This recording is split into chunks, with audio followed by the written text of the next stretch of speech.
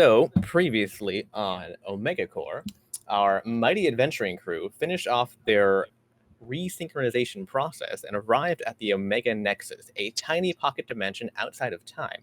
While there, they spoke briefly with Khirad, who was making some delicious baked goods, before being interrupted by some noises outside.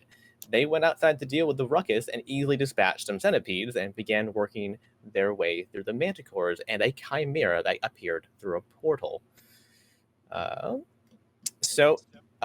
Just for some quick recap on some rules, since we haven't really dealt with a lot of these rules, honestly. We have maiming rules, which is dismemberment rules, which is on a crit. You roll a d10, both you and monsters, and on a certain number, you get to roll on the dismemberment and injuries chart, which is one of those extra features in D&D. And so we'll get to that if we get a crit this time around. Another big thing on the list here is that inspiration has been replaced with plot points, which means that at the end of each session, one player is awarded with one plot point based on their performance that session. And the plot point can be used only in the next session, and then it expires. Thea has the plot point currently for this session because she was supposed to have it last session, but she wasn't here. So I wasn't going to take it away from her. A plot point is activated by interrupting the DM at any time during lore, dialogue, or descriptions by simply saying, actually. And then you give a sentence or two replacing what the DM is saying. This cannot be used to directly affect dice-bound skills, such as skill checks or attack rolls per se. It's designed more to be used in a narrative sense. Plot points also have to pass the party check, which is simply whether or not the party believes it's fun enough to allow, basically. So if more than one player boos your plot point, it's overridden and you lose your plot point. And also you can't get plot points from using a plot point, basically. That's all. You can't do a cool thing for the plot point and then get another one for next session. You can't just keep on stacking that. But yeah, so again, very simply about plot points, you interrupt me at any time, basically, and with just actually, and you change what the thing is to be basically whatever you want. So again, it can't affect attack rolls or skill checks or any of that stuff, right? It can't be a technical change, but you could change I don't know, a forest into a cave or something or whatever. I don't know. Or you could change someone's, demeanor from more aggressive to more pleasant, or change their shirt color. I don't know. Whatever you want to do. There's a reason you only get one per session, because it's supposed to be bit bonkers.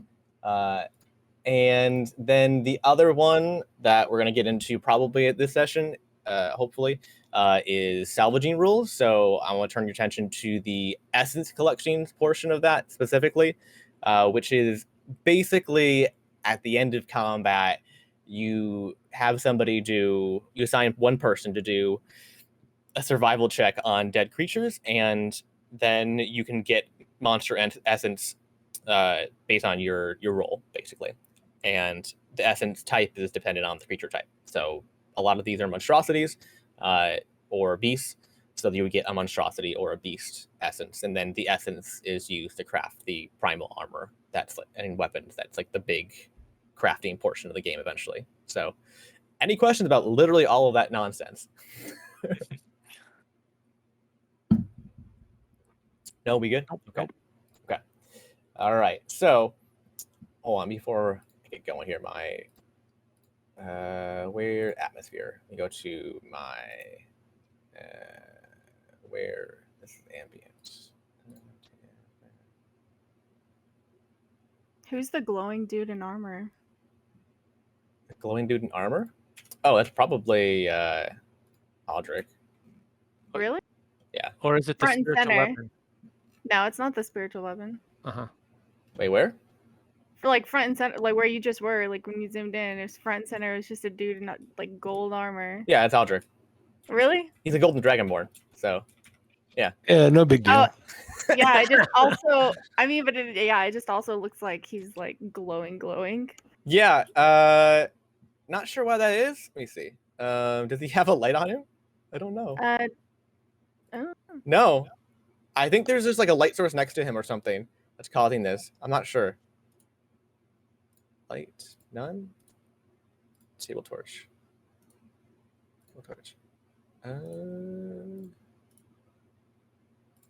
Yeah, I don't know. He's just glowing. You know. Whatever you did just worked. Oh, there we go. Yeah. Yeah. Oh, he's like directly in like the sun right now. It's like Yeah. sunset. That's why he just happened in just the right place, I think, too. To make his scales Love it. glow in the sunlight. Yeah. Yeah. It's fantastic. Okay, I'm gonna zoom back out real quick to get a big overarching view here. Oh, also just to real quick here to get everybody in your position. I'm gonna show you all where you're located at.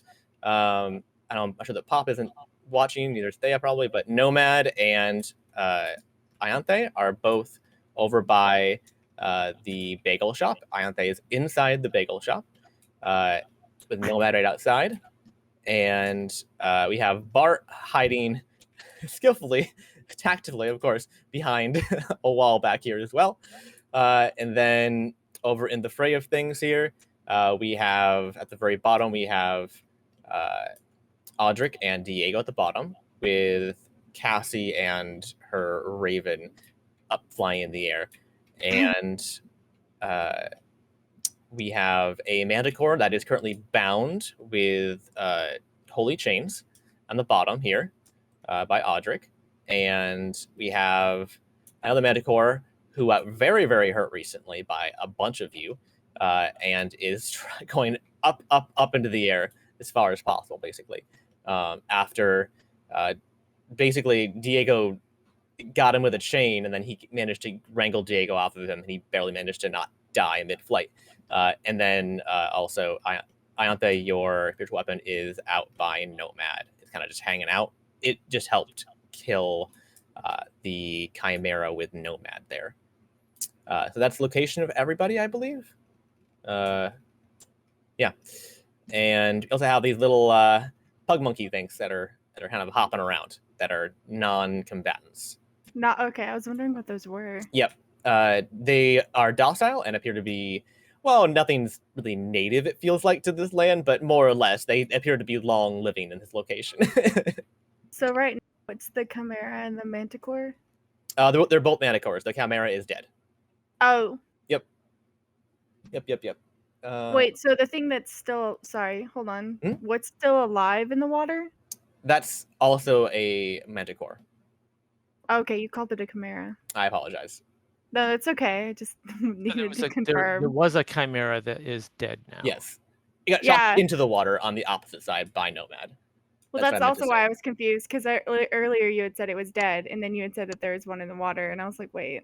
Oh, the token was in the water, technically. But yeah, I apologize for that. Yeah, there are two manticores up right now. Okay. Well, one is chained to the ground. So I wouldn't call it up, but you know. It's alive. It's alive and well and kicking, yeah. Okay, so we are, and just a real quick rundown. I'm gonna, I'll just say real quick what the order is, and then I'll let you know when you're next up and all that. It's Diego, Audric, Cassie, Ianthe, Bart, Nomad, and manticores are last. So Diego is up with Audric on deck. Go ahead, Diego. What you doing? You are at the bottom of this here. Whoa, hello there. There we go.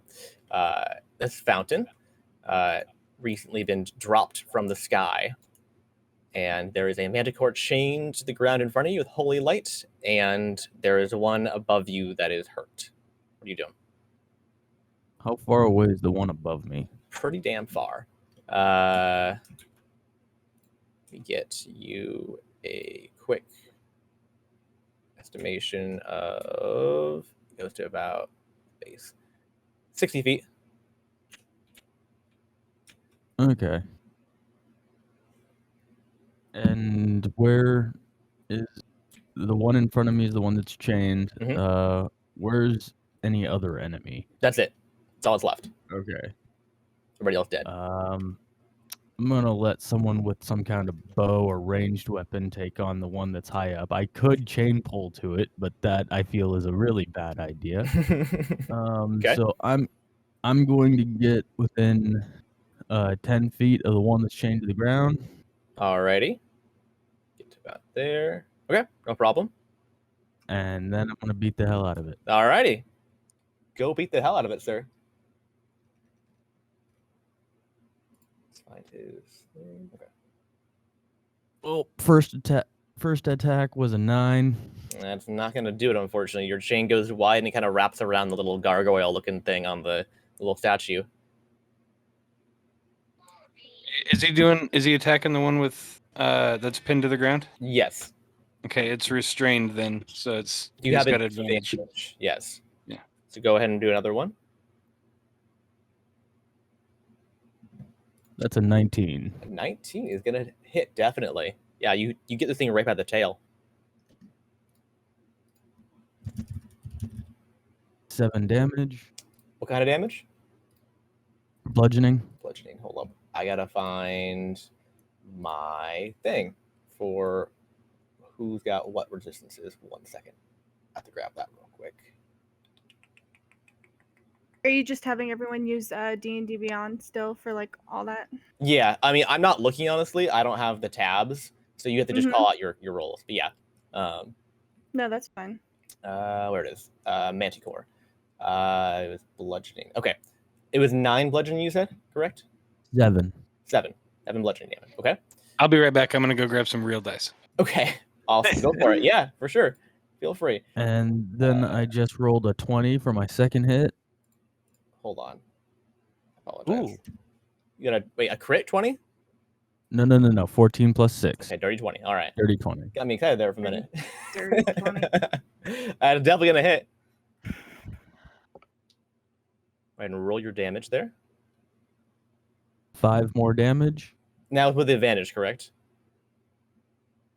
No. So let me double go check ahead that. and re-roll to see if I get a crit. Yeah. That is definitely not a crit. Okay. What was your damage? Was 5 damage. 5 damage. Okay. All right. Yeah, and as you hit this thing, you can feel that its hide is really thick, and it kind of feels like you're glancing off of it a bit.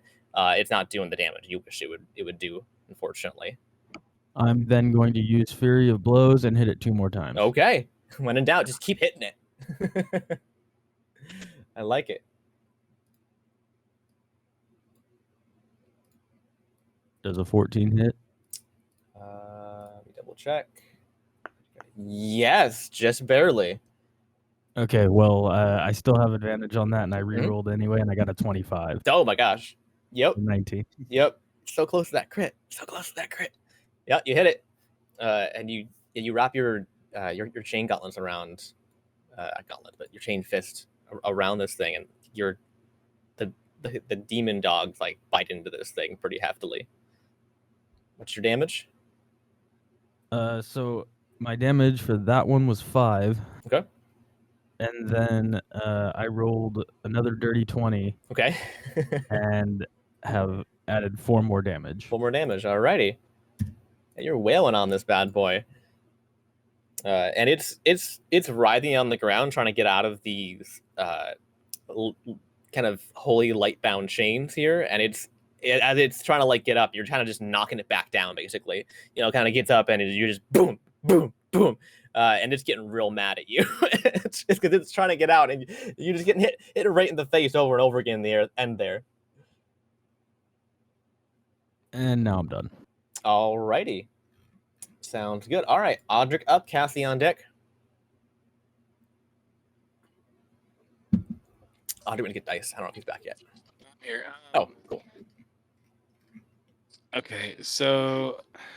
Oh, also, sorry, I forgot to mention, Audric, on your turn, I need to do it real quick.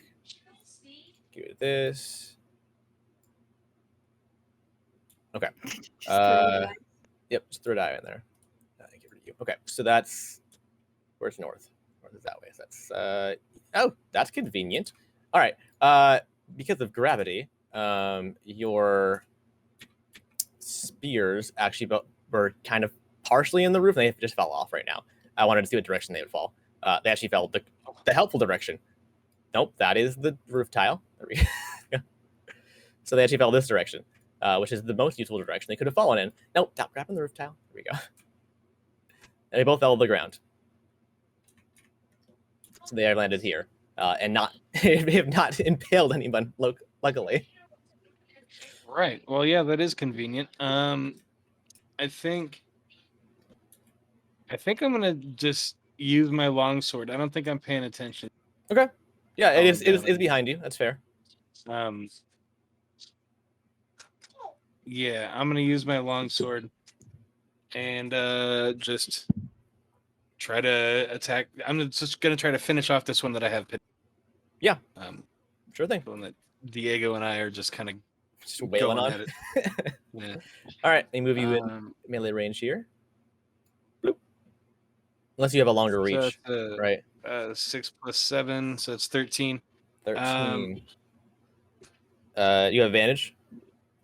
I have advantage. Sure, right? A 4 plus 7, so no. A 13, highest number is not going to do it, unfortunately. You glance Okay. off this thing that's kind of struggling around. It kind of managed to writhe out of the way. It's unfortunate. Yeah. All right. Audric's going to take a step closer and do it again. That wasn't close enough. Steps on ahead. That's a 12 plus 7, so that's 19. And then your advantage? Okay. Nope. Nope. So yeah, 19. 19. That does it. Okay. A D8 plus 4. Oh, 8 points of damage. Is that slashing? That is slashing damage. Okay. Yes. 8 points of slashing damage. Got it? Oh wait, can I do it two-handed? Yeah, sure. Okay. I'm gonna roll a D10 instead. Remember, It's you're gonna be down. less Remember, damage. you're down your AC though. If you were using a shield. That's fine. Okay. So 6 plus 4 is 10 damage. Total. 10 damage. All right. Yeah. Extra 2 damage. And a little bit of help for sure. Yeah, and you actually chop off like the end of this thing's tail, and it begins to like hiss as like black goo kind of like shoots out of the back of it. Awesome. Do you remember which one I have like my hunter's mark on one of them? I think it's on a different one. Yeah, you do have it on one of them. Or did you lose it? When things die, it moves, correct? Mm-hmm. When it dies, I can move it. Okay, I can move it as a bonus action, pretty much. But I don't. I'll say it's this For one. some reason, you'll say it's this one. Yeah, I don't. I feel like it was all stacked on that one that's at Yeah. your feet. Yeah, I think you were kind of That- targeting one. So It would kind of make sense. Okay, so I'm gonna roll a d6. Oh, and don't forget, one. some of us are blessed. oh yes, 2 of you are blessed. Hold on. Does I'm blessed. Nomad? I see on your base you have a bless. Let me check everybody else's base. This is not a very practical way to check this, but whatever. Cassie? It wouldn't have been me. No. Could Wouldn't it have have been? Could it have been? Oh, Bart. Yeah, I didn't see that on Bart. So let me check again. Yeah. Yep, it is Bart. It is Bart. Yeah, Bart is there we go. blessed. Yep. So he's a plus 1d4, I think, whatever. Bart is just hiding behind the wall and he's tweeting #blessed. Oh dear. Wow. Anyways, yes. I'm gonna say that I can actually go ahead and do this now by adding icons. I Bart have, Nomad, and who's the third person? I don't think there's a third person, is there? Oh, probably Ianthe, because she's right next to you. So, yeah. What is the thing? There you go. What? Hunter's Mark. Hunter's Mark. There's a Hunter's Mark one. I'll just put it as. Well, look at the other one. Look at the other. Oh, hold on. My game just crashed. Oh no. Oh, Uh-oh. let me try that again. Oh, cool. Just got like a nice little waiting on GM thing. Yeah, give me a second. That was weird. I wonder if it was the particular icon I chose, like had an error on it or something. Is a mod. Hailspire. Yeah, Tailpower crashed. Give me a second. Yeah, it's correct. Yeah, give me a second here to get back in. Are you using more mods? Yeah, I'm using a bunch of mods. All right, and then oh no, it crashed again. Oh no, oh no. I think it's because it's the icons on it. Might have to turn off the icon mod maybe. Uh-oh. It didn't have a problem with Bless. The problem with Wounded though. That's weird. Are you sure? I mean, did you go in and make sure that it like properly closed out? Because it could be trying to like reload at a bad spot, and you just need to completely close out Tailspire. I mean, it's fully crashing, but I guess I can redo it. Let me check it. Oh, you check your processes and make sure it's not still running. Yeah, that's what I meant. Hold on. It has you loaded back in. Yeah, I'm not in. Let me check my processes. What's going on here? What's going on? It's not running. No, it's not running. All right. That could be a problem. I might need to disable the mod and then reload. Oh, technology. Come on. Well, It's making our lives so much easier. Yeah, yeah. We were moving and grooving too. Like we were getting stuff done. Play.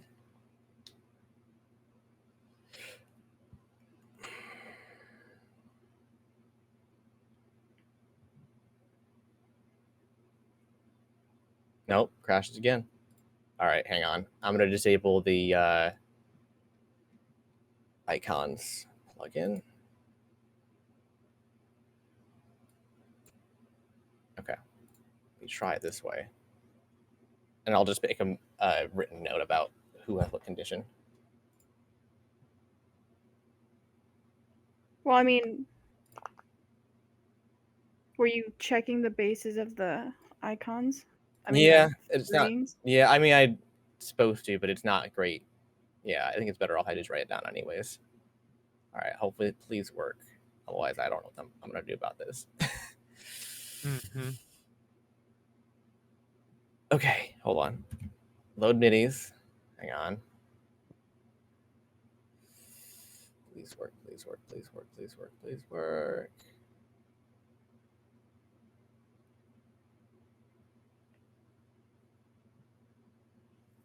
Okay. Are you guys both back in? Yeah. Okay.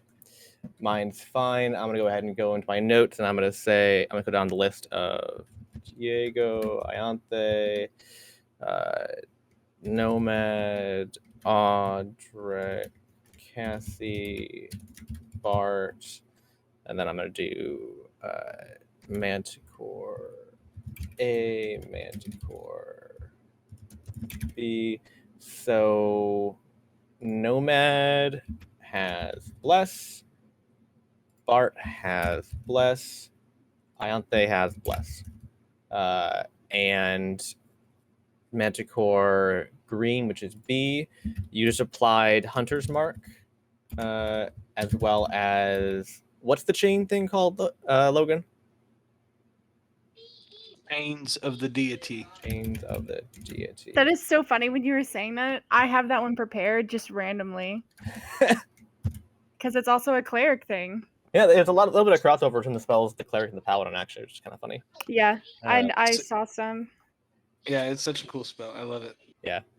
Okay, cool. Sorry about that. So yes, the Manticore in front of you has been chained and also Hunter's marked. And you just did 2 attacks, I believe, with your sword, Audric.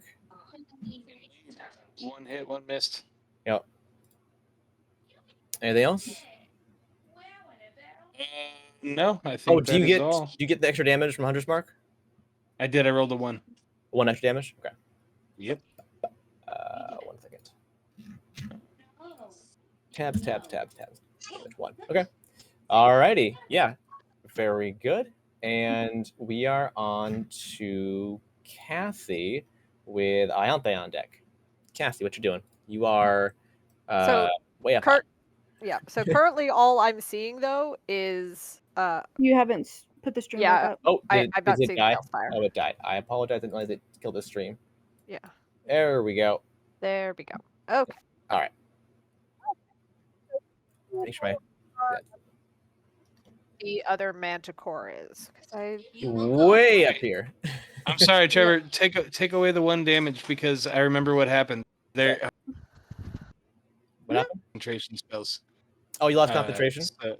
No, I cast Chains of the Deity after I cast Hunter's Mark. Ah, So yeah. Okay, I was the wondering about that. Hunter's Mark is Yeah, no I longer out. Okay. Yeah. I was like, I didn't think they had one that had Hunter's Mark, but also I couldn't prove otherwise. Okay. Let me put that 1 hit point back on. Heal. All right. Anyways, yeah. Can I see this manticore that is very hurt and limping? It's kind of barely flapping its wings here, maintaining altitude. Is quite a distance above you right now. I can get you exact number in a minute here, but it is it's about 40 feet. 40 feet. Yeah. How far from the So- ground? Apart from the ground, That- 60. That's 60. Mhm. So I'm just gonna flap up about 10 feet to put me in range of my hand crossbow. You're 20, and- so you're going up to 30. I'm gonna take a shot at him. Alrighty. Go for it.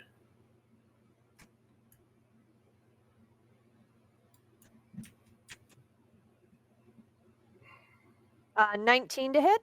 Ooh. The advantage? You know what? Never mind. That, Nope. Never no, mind. Doesn't yeah, have no, advantage. Wrong no. one. Yep. Wrong one. Wrong one. No. Yeah. That'll hit. Go ahead and roll Alright. damage. This is good. That's gonna be good too. So many dice. So many dice. Okay, so 5, 7, 8. Okay, so let me just remember what I had here. Okay, so that's going to be 8 points of piercing damage Okay. and 2 points of what is my other type of damage? Oh my god, what is my magical? Lightning. Lightning. Interesting. I believe that's what my other type of damage is. Let me just check this and make sure.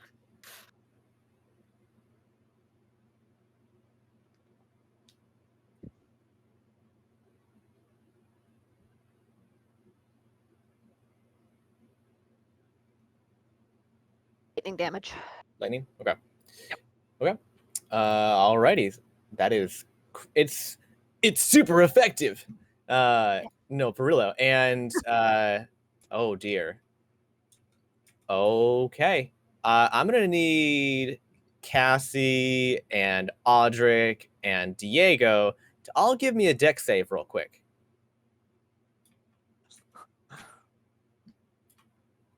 Go. This bad boy coming down. I love deck saves. I have I a mean- +0 to those. Sorry. 13. Lucky number 13. 13. Okay. Am I rolling for me or for the bird? I'd say you because you're controlling the bird currently. It's your Okay. reaction. So. So that it wouldn't have mattered anyway. It's a 9. Oof. Diego. Yeah.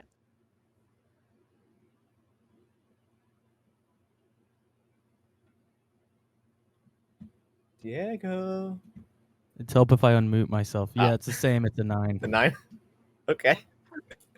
all low rolls, unfortunately. Okay. So it is 60 feet up. Hold on. I'm gonna roll some damage here. That's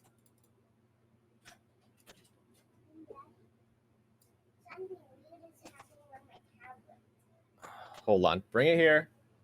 Something weird happening in your tablet. Every time when I push the on button, it falls back asleep. Okay. It's probably dead.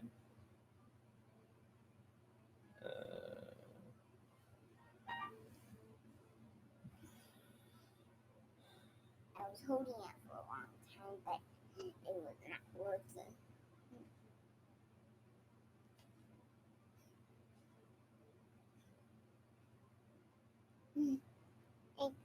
booting it, but I don't know if it has battery life though. It has 96% battery life. You're fine. Yeah. Wait for it to log back in. Swipe it out.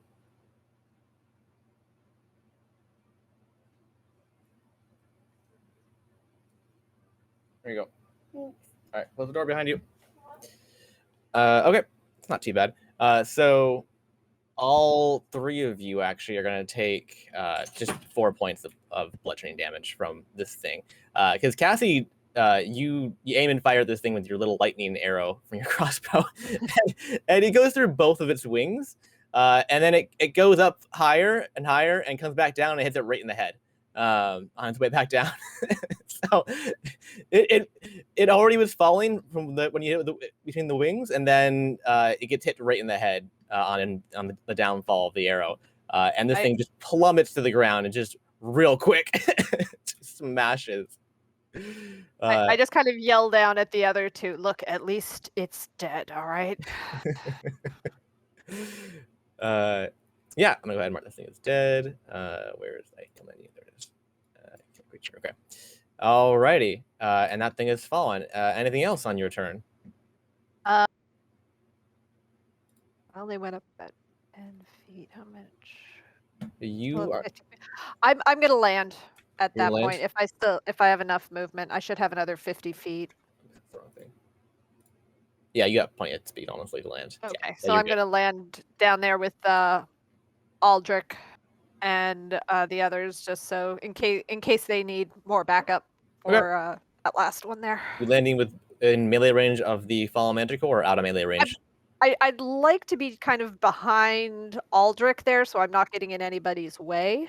Okay, behind Aldrich. Oh, go ahead and you're landing, so turn off the fly. Okay. Yeah.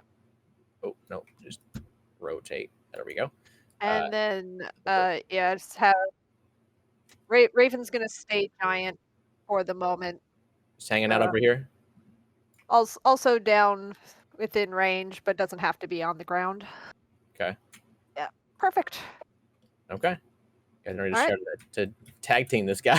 It's jumping on his head. Get rid of these. Okay. Okay. Cool. Trevor, can you just summarize? Just point out where the dead manticore is and the. I got rid of the dead manticore. I'm removing the tokens off the map once they die. Oh, so what's the big flying thing that's manticore. He's restrained by the chains of light.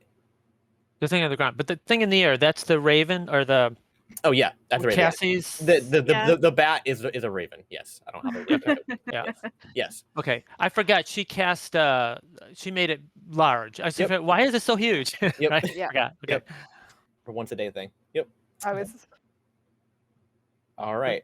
All right. Ianthe, you're up next with Bart on deck. Ianthe, you're way over in nowhere. Yeah. I think so. You're hanging out over here inside, and your put weapons out over by Nomad too. Mm-hmm. So what are you gonna do? I mean, I think if anything, I just have to like spend my time like moving. Probably, yeah. Dash action, probably. I mean, you'd have really good range if you want to do a disadvantage shot, but yeah. It is prone, so you actually have disadvantage anyways. No, I probably won't try to attack it. Okay. I kind of feel bad, but that's okay. I mean, you can go pet it if you want. As it's dying. I'm sorry. I'm so sorry. We'll use your materials. I'll build a big sword. It'll be great. You won't go to waste. All right, you gonna dash then over to it? Not over to it. I still want to be like. Oh, you can move your own melee range. Way. Yeah, I was gonna ask. Yeah. Like if each square is 5 foot, so you can go ahead. Each square. I don't even see squares. When you pick it up and move it, you'll see it'll like lock to different little circles as you go. It's a little funky. I know there's no real official grid per se, but a lot of the tiles you see are one square. Okay. Oh, okay. So I pick it up. Okay. I will have to adjust my view outside the building. Hold Yeah, on. it's a little bit wonky. I know. That's the only thing is that, yeah. It's like going from inside to outside and outside to inside. It's like the biggest Yeah. issue so far, which is kind of a bummer. But once you're outside, you're usually good. How much range do I have left to move? I didn't see squares. You move 5, 10, 15, 20. You move 20 so far. Okay.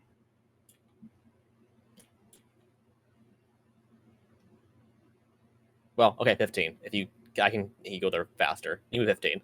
If you go through the door, basically, like the physical space. You can also just use your ruler if you want to, and just say, I want to go. You already use 15 feet, right? You want to use another, another 15 feet. You can just say, I'm going to go 15 feet, which is like to that one. Yeah, to like that one. All right. Oh, wait. Okay, yeah. Yeah, that's fine.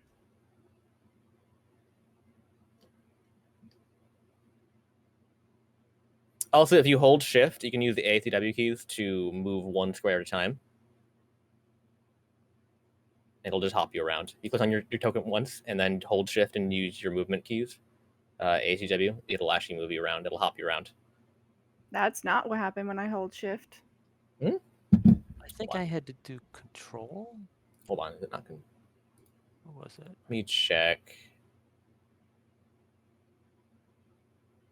I can't remember.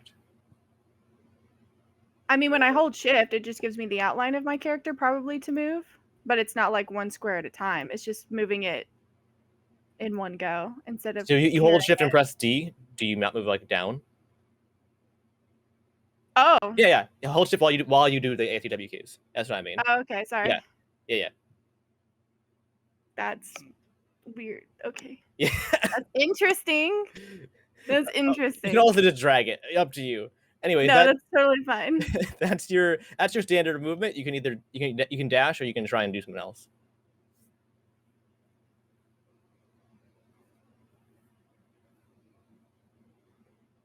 Also, I believe that both Bart and Nomad are hurt. Yeah, I was gonna ask. I've got Cassie's taking a little bit too. Yeah, Cassie's pretty far away though. Control. I was just trying to rotate it. I can't figure out. Oh, it's Alt. Oh, Alt. Okay. Yeah, you pick it up and then hold Alt and move your mouse around. Yeah. Okay. There you go. Yep. Okay.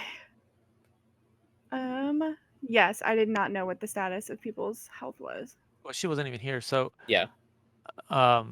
What can we tell her? I mean, you can.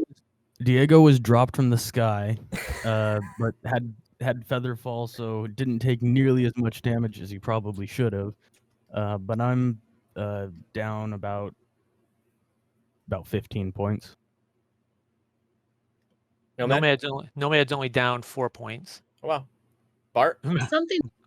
Something's wrong on my end though, because I see full health for me for my hit points. In what? D&D Beyond? Yeah. D&D Beyond's not letting me adjust my hit points either. It's weird. Are you doing heal damage on the side next to your hit points? When I click on my hit points, nothing happens. Well, I mean, do you do like type in a number and then click damage? I can't open that window. It's not part of your. I can open the window, but like I'm full health. So either I don't know what happened because I always update. I can do your thing, Logan. It lets me. All right. Yeah, that's cool. I don't know. I was only trying on my browser window and I refreshed a couple times and it wasn't working. But I've only taken 4 points of damage, so okay. I'm sitting at about 48. I'm sitting at about half health, but yeah, Cassie's been taking the biggest beating I think out of everybody so far. I also have a thing where I can't be fully healed until combat's over. Oh, right. At all? I can be healed for damage that basically wasn't self-inflicted. Did you hurt yourself? I have to. It's how my stuff works. Well, so Trevor, should I deduct something or what do I do on my end? Because again, it says full health. You were down some health from when the chimera did the fire breath but not Yep. much because I know that Nomad I think blocked a bunch of it. No, are you sure she took anything from that? I think she was out of range. Oh no, you're right. You Yeah, don't- you're right. Actually, you're still good because you're right. Nomad took only 4 points of damage and the cover in front of you exploded, but you were fine. That is correct. So you are at full health, and that is She is at full, correct. you're supposed to be at full health, so that's good. Yeah, you're correct. All that, right? Okay. That was my mistake. I forgot because I thought because the attack did kind of hit you, but also then it didn't. So that's my mistake. Okay. Yeah. So it's just Cassie basically, and then everybody else is missing a little bit. Cassie, then Diego probably in terms of hierarchy of needing healing. Get closer. Get closer. Unless you count like 2 feet as being like 60 feet. Yeah. I'm using round numbers, honestly. So don't worry too much about it. Measurements in this thing are not precise. Or they're too precise. Or they're too precise, one or the Yeah, other. both of those things. Because you can't actually measure in squares. No, you can't snap it to the squares, which is frustrating. Yeah. There's so much terrain, it's hard to see. All right, so do you want to move you want to dash basically? Doesn't that use both of my? If you dash, it uses your action. Yeah, not bonus action though. So you can get to there with anywhere in that radius you can get to the dash.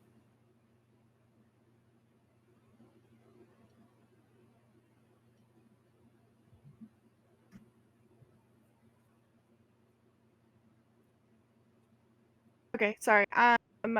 Well, healing word was 60 feet, so You're still out of range of that.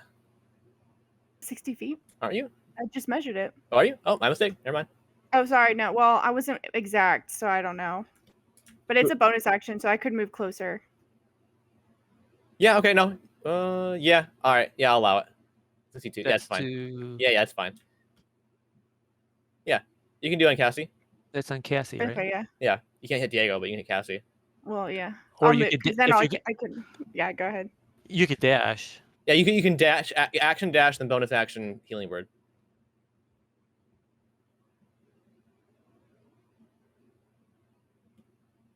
Does healing word hit more than one person or just one person? I do have some that can hit more than one person. That could be helpful then to get closer first then. Yeah. But you can't use it this turn if it's not a bonus action. But next turn you could. Yeah. Like I do have mass healing word prepared. Ooh. Yeah. Hopefully that would. It's a D4 plus 10, I think. Wow. Maybe. I don't Wait. know. It says plus 10 on my thing. Only a D4? Interesting. But it's more than one person, that's why. Because it's 6 people. Yeah, okay, that's why. Yeah. So that's why I wasn't sure if I wanted to focus on healing everyone or if most people just have a little damage except for like Cassie and Diego. Yeah. But if I get closer, I could do Aura of Vitality, which I had prepared. I'm not sure exactly how it works. For Vitality, I believe you put it down and... It's from me to a 30-foot radius, and it's healing energy. And then I guess... It's an action though, isn't it? Yeah. You can't do this turn either way, so... Yeah.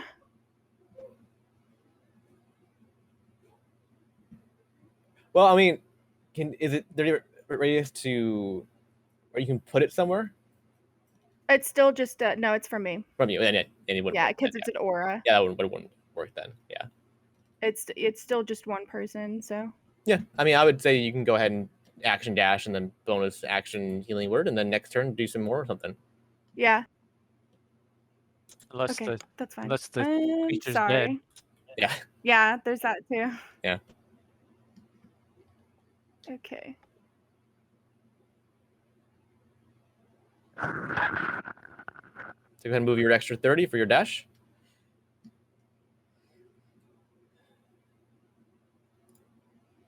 I think here. Yep. Actually, you can go one more. Okay. Yeah, you can go one more. There you go. Yep. Okay. Then bonus And action. then, yeah, bonus action can be healing word on Cassie since you said she's at half health. Mhm. That's Roll. right? Yes. Okay.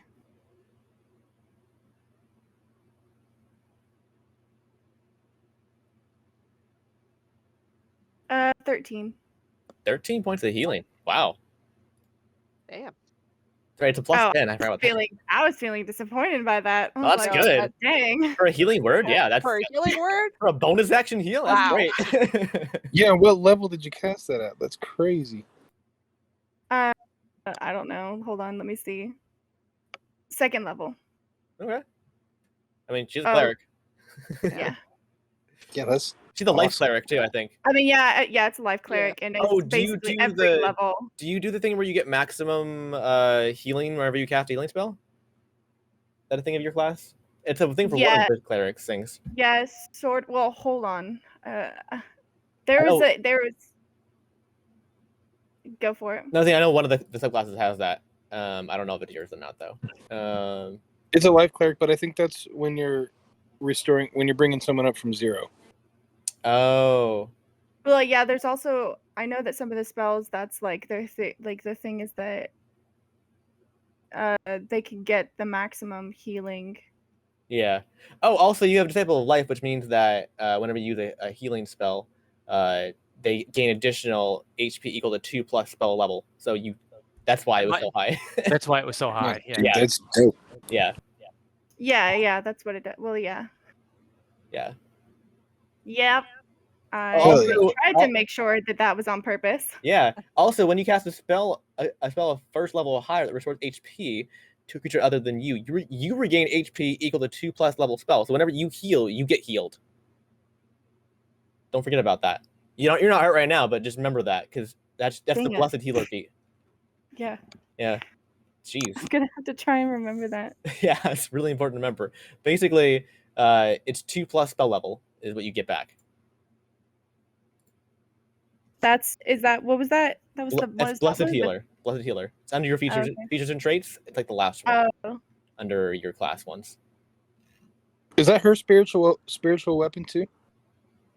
Yes, it is. So you can. Well, you can't move it this turn because it was. Can't move it this turn, but yeah, just reminding you that it's there. I think it's a bonus action to move it.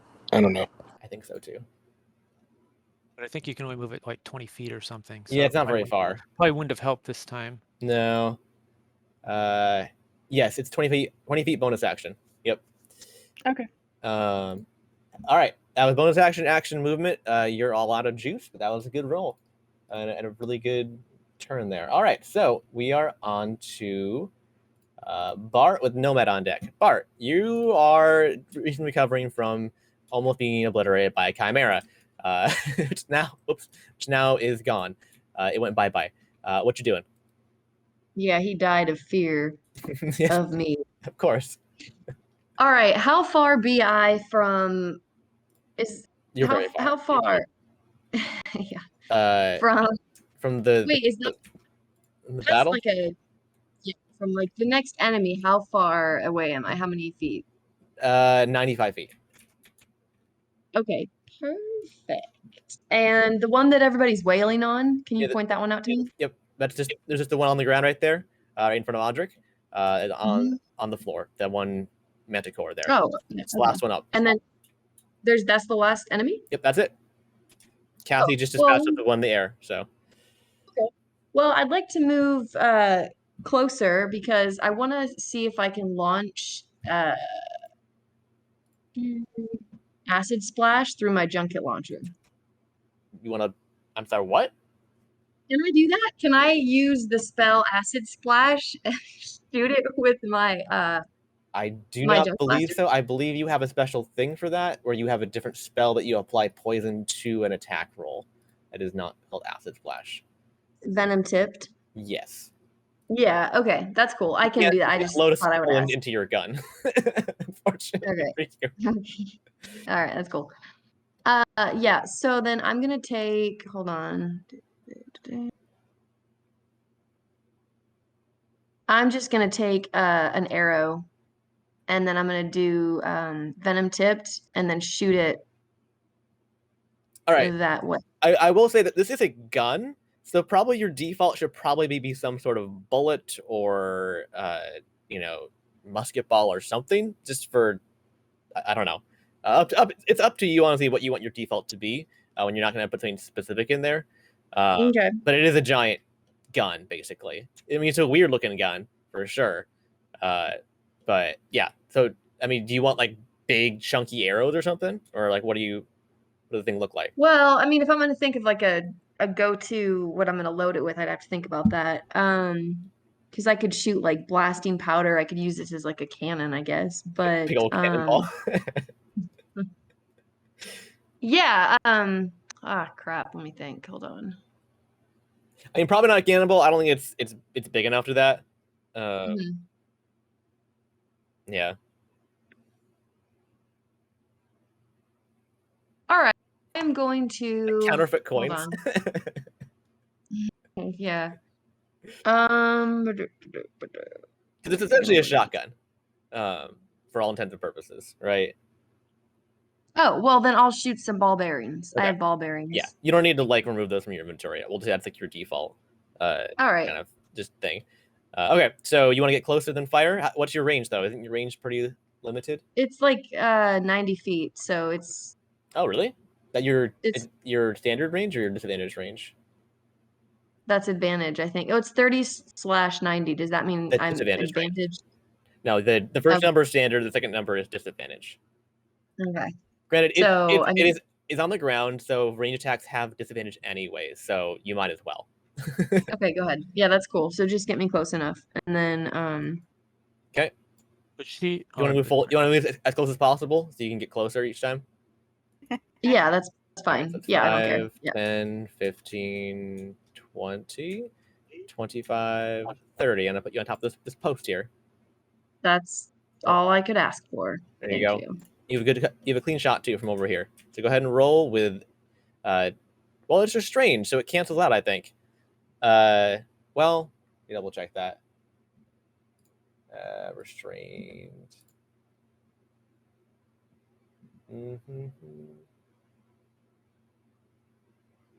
Okay, yeah, it says it cancels out, so it's a straight roll for you. Because attack rolls have advantage, but you have disadvantage on your range, so it's just a flat roll. And is she the one that's blessed? Yes, and you are blessed, so you have an extra D4 on your attack roll. Okay, so do I just tell you what my roll was then? Yeah. So I rolled a 9. Okay, plus modifier, plus D4. No, hold on. This is so confusing. I still get confused with this. Okay, so it's plus 3, so Okay. 12. Okay, plus 1D4. It's rolling. Wait. No, not 2. 1, you bastard. Stop it. Ah, it's clicking. Oh my god. Can always roll real Shut dice up. if you need to. All right, I rolled a 3. So the D4, it was 1D4. I rolled a 3. 15 then, total. Yeah. Okay. That good thing you get the bless. That just barely clears it. Go ahead and roll damage. And you get extra damage from your venom tipped, I believe, correct? I do. Hold on. So if it's a ball bearing, does that mean you just like dropped it in poison? Yeah, I think so. I think she has like I think the gun itself has like a little like slot to like drain liquid into it. So she just like shoves a bunch of ball bearings into it and then she injects it with venom and then blasts it. Okay, so the damage, if it's not moving, is 1d8 for the venom, and then go back in here. Okay, right. It increases if it moves. That's right. Yeah, to 2d8. Okay, and then the damage for this 2d8 plus 3. So.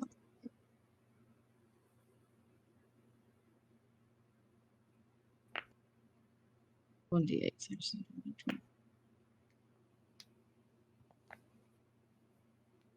All right, 6. Okay, 9. I just rolled 9 damage. Oh, and then I have to add your venom. Make sure they're separate too, so I know what kind of damage types they are. So it's 9. What is it? Bludgeoning or what? Yeah, it's bludgeoning. Okay, 9 bludgeoning. And then, or sorry, no, it's piercing. The junk blaster is piercing. Oh, right. Sorry. And then let me do the. It's very Venom. much Hold better. Much on. Two for the venom. Okay. All right. 2 for the venom. Yeah, and you kind of brace yourself against the post here.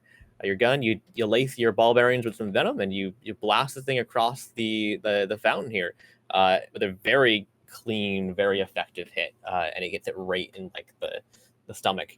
And it kind of begins to writhe around. It's already been fighting. I mean, it's been beaten down a bunch by Audric and Diego. Keep on shoving it back down, and now it's kind of got its belly exposed to you, and you took a good pot shot there at the underside and got a really good hit on it.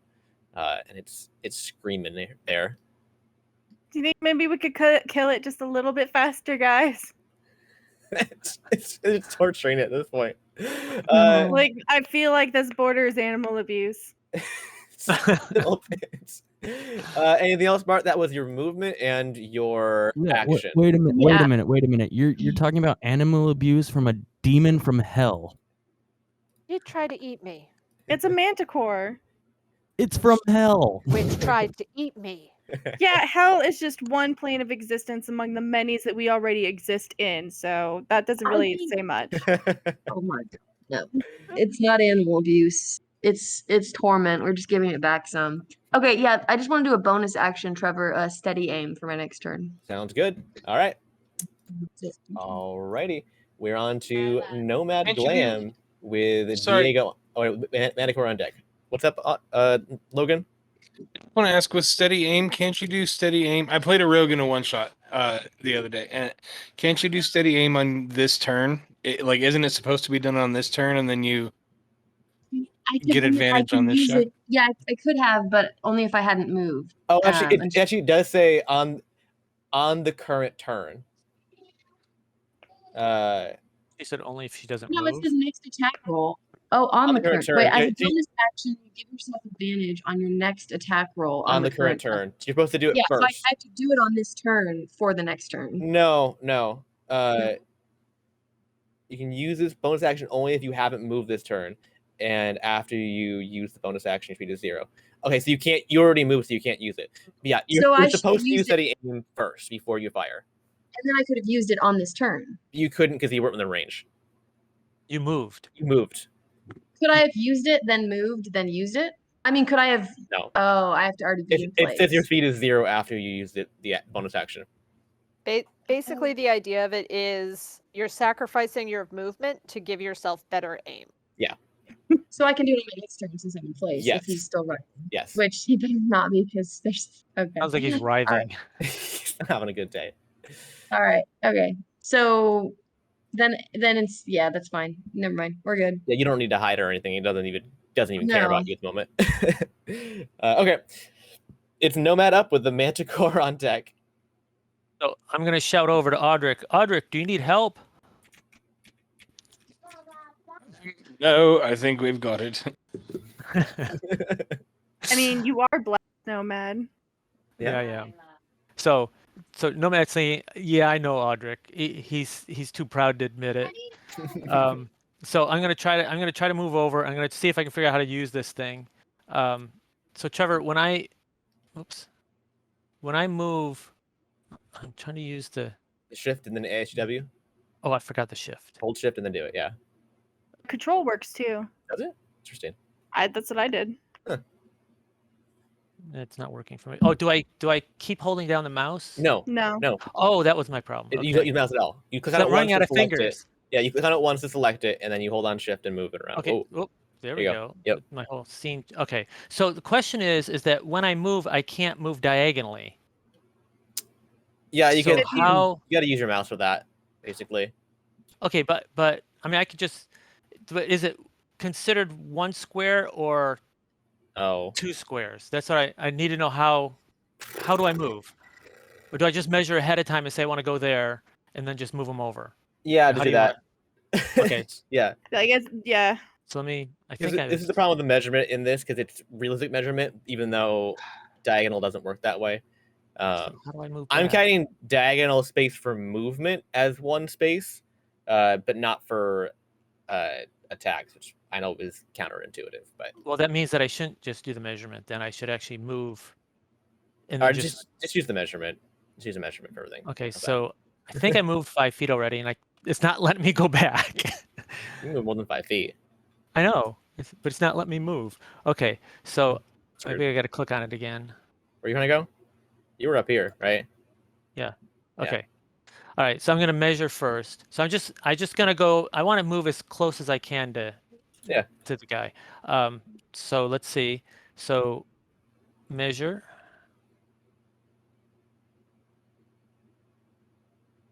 And oh, you got to click first. Dang it. Click to drop it. Yep, Yeah. okay. So I can only move 25 feet. So that takes me about here-ish. Somewhere around here. So somehow you have to remember that spot. Oh, okay. Does it let me move it? No, it doesn't. No, you I can't. click to drop it. All right. I can do it. Well, okay, fine. I just got rid of it. I think it's one more. Maybe not. Sure. Yeah. Maybe not. Yeah, It's there you like go. right behind. Oh. Yeah. That's fine. There you go. Yeah, I think that's actually more than I'm supposed to be able to move. I mean, one, also but- you can't see anything from here. So. All right, moving back up then. So I can't see him. Yeah. Oh, okay. There How you do I can. know I can't? How do I know I can't see him? Well, just look at the line of sight. Like, you're directly in front of a giant pillar of like stones. I mean. Oh, okay. So anyway, let me go back to your view then, because you're actually doing better than I am. Oh, there you go. I'm getting dizzy. Okay, All right. so I can see him. Yeah. Barely. Okay, so I have disadvantage and advantage canceled for a range shot, right? Correct. Yeah. Okay. Okay, so I'm going to bring up my umbrella. Well, and- are you? Hold on. It's Yeah. Yeah. Continue. Correct. Continue. Okay. Okay. Sorry. I got to bring up D&D Beyond. Bring up my umbrella, and I'm going to shoot one of my magic sewing needles at him. Okay. And where's my thing here? Here we go. Here we go. Let's see if it hits. Come on, I clicked on it. Oh, there we go. So I rolled a 9. All right, I got a 19. So I got 25 plus gosh. 1d4, but I guess that doesn't matter. That was No. awesome. Jeez Louise, that's a hit. Okay, so this is magical piercing of 11. Sorry, 11. 11 piercing. Yeah, Jeez Louise, hold on. and it's magical. Yeah. Wow. Yeah, that hits really painfully. Good. Yeah, that did a lot of damage. And it like you get like right in the jugular basically with this needle. And it's like barely clinging on to life. It's slowed down considerably, and its eyes are kind of darkening a bit. Oh, and by the way, I did that stealthily, so if he actually wants to figure out who shot it, he has to do a roll. You did it stealthily? How? Yeah. The umbrella has a particular property. Oh, right. Don't be suspicious. Don't be Perception checks made to know you use the umbrella have disadvantage, and you have advantage on. Okay, that's something. Oh, I have advantage on checks to disguise, hide the fact that the damage came from you. Okay, so you have Not from advantage. me. So you gotta, if you want to roll stealth, you gotta roll stealth. You have advantage though. Okay. Do I do that now, or just if you are looking for me? I guess the question is, are you doing it stealthily or not? Yeah. I mean, it okay. doesn't cost me anything, so why not, right? Okay. Yeah, roll stealth then. Okay, hold on. With advantage. With advantage. Stealth. I'm not gonna necessarily automatically assume you're being stealthy unless you say so. Okay. Yeah. Oh, roll. Oh, 22. Okay. And then I yell over to Audric and say, "There you go, Audric. I hope I helped." It's not very stealthy. Roll. Yeah. This is true. I mean, I mean, I hopefully it don't doesn't think speak the your language. manticore has like critical thinking abilities, but like in Wait a real minute. battle. Oh, yep. Hopefully it doesn't know common. So Audric would look over his shoulder like in kind of a nomad's direction, and then anybody who's paying attention to Audric's face would notice kind of like a spiteful look. Like, again, not spiteful, but like kind of like a I don't know. It's not a Like ugh. yeah. You're a little offended, are you? Yeah, a little bit. I said I had it, right? Yeah. Okay. Sure thing. All right. Nomad, end your turn. That's the end of my turn. Okay, it is the manticore's turn. I believe it has to do a check to get out of here. Logan, what's the check? Is it a strength It has check? to make some kind of saving throw. Hold on, I'm Yeah. full screen. And is it before or after his turn? It's on. Yeah, that's a good question. Hold on. Yeah. That could make a big difference. So it'll be a Constitution saving throw, and the creature may attempt to make the saving throw again at the start of each of its turns to end the effect. Alrighty. And it needs to get a 16. Well, that's garbage. That's a 5 plus modifier. That's not going to do it. It's stuck in one place. Did it consume its turn to do that? It is an action. It says it can repeat, or it says it may attempt to make the saving throw. Okay. At the start of each of its Yeah, turns. that's a okay. That's a. It could have attacked with disadvantage if it wanted to. It's trying to get out. It's trying to run at this point. That's all it cares about. Okay, that was its action. I don't think these guys have really hit you guys very much, other than Cassie. But they've been largely incapacitated. All right, that's the end of its turn. All right, Diego, top of the order. Audric on deck. There's one manticore left, and it looks really, really hurt. Yeah, the only thing that's an enemy is the thing that's on the ground in front of us, right? That we're all like beating into the ground. Yes. We're trying to get it out of its misery.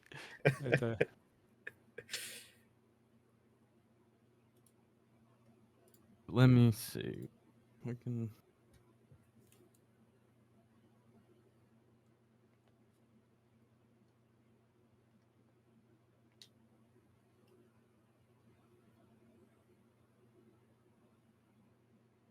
I mean, the only other thing I could do other than beat it into the ground would be try to make it afraid, which I'm pretty sure it already is.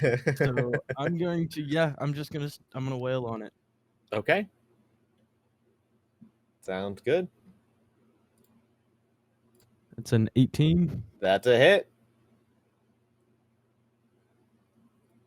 9 damage. All right. How do you want to do this? Oh, is it dead? It's dead. You're real dead. I would say just like Diego even is starting to get a little annoyed that this thing is still like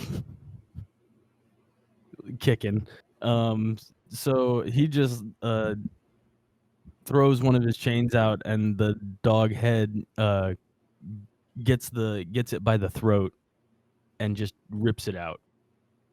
Yikes. All right, yeah, and this thing stops thrashing on the ground, and the chains dissipate. Creature. Okay. All right. Oh, I gotta fix that. Whatever.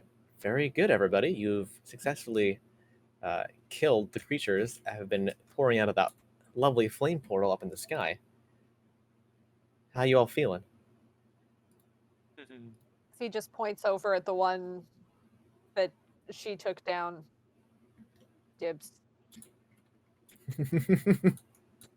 Audric drops his chains of the deity and just turns and starts to go collect his spears. Get those back off the map then.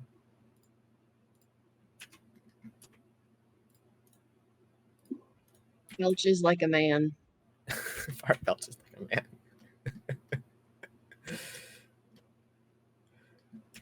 All right. So, anyone doing anything else out here? So Nomad's going to cast prestidigitation here and clean up his clothes. Okay, sounds good. He's dusting himself off. It's just disgusting. All his dragon breath and stuff. So, start this here. You guys, as you guys are kind of, recovering from the soiree here, you kind of still feel something in the air. You're not sure what it is. Something negative in the air, still a brewing. You don't see anything around that looks like a threat, but you do feel something like that kind of tingle in the back of your neck. Anyone want to come and take a look at that portal? Yeah, I was about to say Diego is gonna like chain himself up onto the roof there. Alrighty. Audric's the gonna roll giant- his eyes. He's gonna roll his eyes and use lay on hands and heal himself for 4 points of damage. Okay. All right. Diego went up to the portal. Anybody else? Cassie's going to get back on the Raven, Okay. and well, Talking she's about not going to head up. She's not going to head up just yet because she No. can bring one other person with her. Okay. So she's going to look Bart- around. Oh, sorry, Yeah, go ahead. so she's going to look around to the rest of the group, like, and anybody else would like to come. Bart raises his hand. Hop on. You'll have to toss me. I'm not tossing you. Just hop on the Raven. Bart hops on the Raven. There you go. I'll All head right. up. Alrighty. Cassie and Bart, as well as the Raven. Anybody else? Making our way to the rooftop flaming portal. Yeah. Yeah, that sounds like a great idea. I'll go that way. That sounds fun. Oh no, I lost the Raven. Ah. Cassie, could send the Raven down to pull up anybody else that the Raven's basically a taxi at the moment, like for Yeah. anybody else that needs to go help I'll take it. getting up that high. I'll go. Audric's on the ground with his arms crossed. I can't. Oh, I guess I could move myself. Sorry, I lost your Raven temporarily. Give me a second. I don't know where it went to. It's fine. It's fine. So we can just say that the Raven. It's right here. Or is There you that? Did you just make that? I made that just now. Yeah. I was like, it's right here. The thing There's- you just The made. whole time. Yeah. Sure. Yeah, we'll go with No. that. No mage is fairly tiny. I think the Raven could pull up the three of them in one trip. Yeah, I mean it's a short distance. I mean, I would say it would Yeah. had trouble, but it can do it in a very short distance. I have faith in my Raven. Also, I'd point out that there is a door here that you guys could go through. There is. Audric can go through the door. Let's go to the door. Okay. All right. How do Take all the treasure for himself. I didn't know there was a door. Is the door? As you can see, there's a door with some ladders to go to the top. Yeah, I the door. All right. I'm lazy though. Okay. Yeah, it's a fair point. All right. Let me get everybody else up there real quick. Lickety split. All right. I don't know where I ended up. Was that me? Yeah, that's you. Yeah. Okay. I can. I got Oh, you. okay. I got you. Okay. I lost myself. Bloop. Okay. Yeah, you're. Well, I got you. I got you. Hold on. I'm just terrible at using this thing. It's okay. It's a little derpy. The fire There you go. animation is like adorable. It's aggressive. It's adorable. it's like Why are there so many? it's a portal. It's the one you can't make circles in this game. So, yeah. You just made a circle of fire. Okay. Yeah, and you guys are looking at this portal thing, which has these two stone creatures on either side, and it's a circle of fire. And it's inside. It looks pretty hazy. You can't really see into it, really. It's also quite hot. Yeah. What are you guys doing? Anybody have any water? Yeah. Do we destroy it or do we go through it? I'd say I'm not going through no, there. not going through there. Let's destroy the statues. Yeah, if you destroy the statues, that probably puts it out. Well, there's a couple of priestly types among us. Either of you can try to dispel it, perhaps. Dispel? You down to go in? You What, want to go Audrey? in? You want to go into the You're gonna portal? go in? Because those things came out. I don't want to go in there. There will be more of them. I do have dispel magic. I don't know if that works on this. I have it ready. One way to find out. Give it to go, Lassie.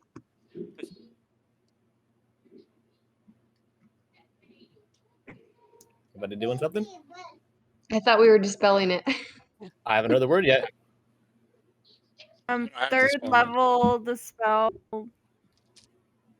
Interesting. Interesting. Why do you say that? Don't do that. Interesting. Don't Is say there a roll associated with that, or is it instantaneous? It is instantaneous, but I don't like when you click cast. Is it I don't know DC? what Let's happens. see. Any 10 spell plus- of the 3rd level or lower on the target ends. For each spell of 4th level or higher on the target, make an ability check using your spellcaster ability. The DC equals 10 plus the spell's level. So you need to make a roll and then add your spellcaster modifier, which I believe is +5. So give me a d20 plus 5.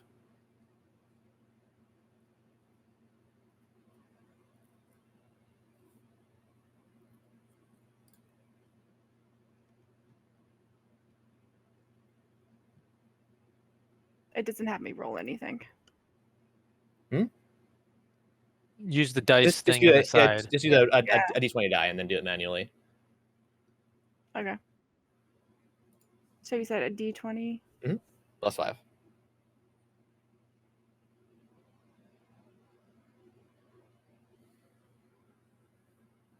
Okay.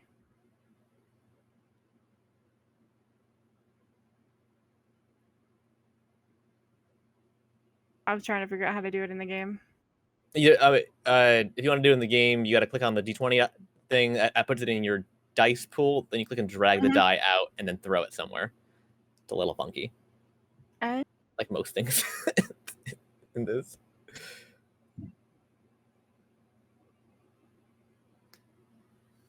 Oh, 15. Plus modifier is a 20, correct? Yeah. You are quite lucky. So it says the DC equals 10 plus the spell's level, and this is the 9th level spell, which is the DC 19. So, alrighty, goodbye. The rest of my thing. So you channel your magic against this thing as like a counter magic, basically, and you crush the portal with sheer force of will, basically, and it is gone. I have a feeling we ruined Trevor's game. A little bit, but that's okay. You know what? Were we supposed to go in? Like, you gotta tell us. No, I don't. I'm not telling you anything. Why would we go into some place that Why these would evil we want to creatures go in came just out to of? have No, more it's fine. combat This with is- these things? I'm totally cool with that. No. I'm gonna go ahead and where's my build mode at? I don't know. Why are we where we are right now? Where are If we? you really wanted us in there, you should have had some sort of didn't say I wanted you in there. luring Bard in, then he would have Maybe gone. he just wanted us to fail, and then something else big was gonna come out, and we were gonna have to fight that. Don't base your plot on a good roll. Well, no, I do. That's fine. No, it's totally It's fine. fine. There was. You just go ahead and We just go eat some bagels. Please this fire real quick. Everyone individually, because I have to do it individually. Because they won't let me flip them. Just give me That's a second. okay. This cool is with your that. punishment for being the DC. I have to wait and I individually delete each fire piece. Hold on. Not that one. That's a wall. Nah, it's like the portal's actually melting. That's cool. Very slowly. There we go. Actually, it looks real that way. Yeah. Man, what looks real is the water is like the best effect in this thing so far. The water? Yeah. Yeah. Well, my fake water, fountain water over there. Yeah, and that and the two stone statues actually crumbled to dust. Oh. And is our feeling of Of dread. magic, of dread or whatever gone? Yeah. You feel a wave that passes over it, basically over you. That feels like calm. Must have been looking at us through the portal. Yeah, I don't think things were going to get better by going through there. At least we stopped more things from coming out. Shall we go find the little bagel girl and figure out what exactly is going on here? Do I need to heal Diego? That'd be nice. I'm only down about 15, but Okay, that's okay. I only have like a few.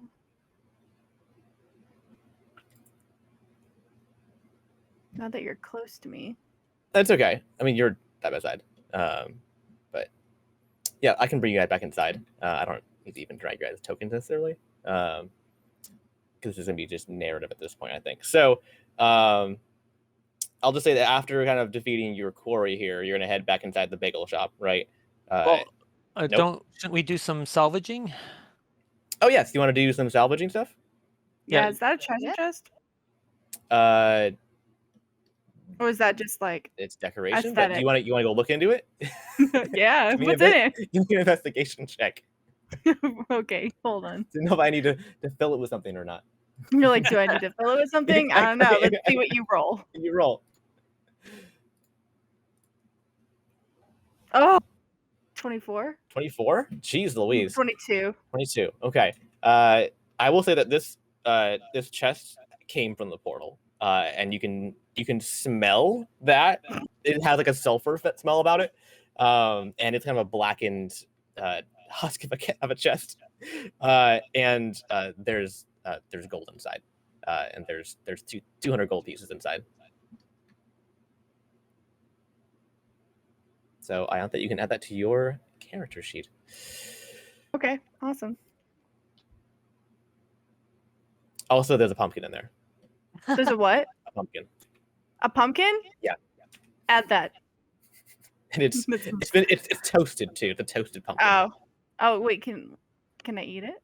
Yeah. You want to eat it? Yeah, I'm gonna try it. Okay. Give me a tasty test. I'm just kidding. Instant. It's delicious. She's like, oh my god, why have we not been doing this? The main use for hell portals now is culinary usage. Yeah, okay, so you guys wanted to do the salvaging, right? Yeah. All the beasties. So let me get rid of these. All right, these are not on the list anymore. So there, one centipede got away from you guys. It burrowed and left and never came back. So you killed 7 giant centipedes, 2 manticores, and 1 chimera.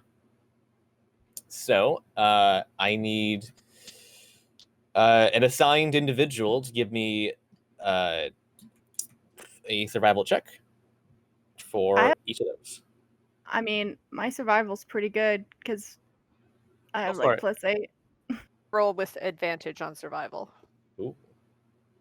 Okay. Just it's 50-50 kind of thing. So like my modifier isn't quite as high as yours. It's pretty high, but not quite as high. But I do roll with advantage. So what should we be basing this assignment on? Oh, you're very quiet, Logan. Oh yeah, Logan. How about now? There we go. How about now? Hello? Yeah. Okay, cool. Sorry. Again? What should we be basing this assignment on? Like, is this a meta thing, or is this like are we? Well, it's also who's the kind of person who's gonna go digging around in corpses, right? I don't think that, like, for instance, Nomad would be doing this, right? It needs somebody who'd be cutting off bits and pieces of creatures and carrying them around with them. He does that quite often. Yeah, Cassie definitely would do it. Possibly Iante, maybe Audric, right? Maybe Diego. I don't know. I mean, Diego would kind of struggle to do. Diego would more or less like kick something over to see if he sees anything valuable, and if he doesn't, just walk away. Also have hands. That's kind of a yeah, problem, no, right? Don't have Diego do it. Is more like ripping off pieces and roasting them and eating them. But you could eat some of this if you want to. I mean, yeah, he probably would. Okay.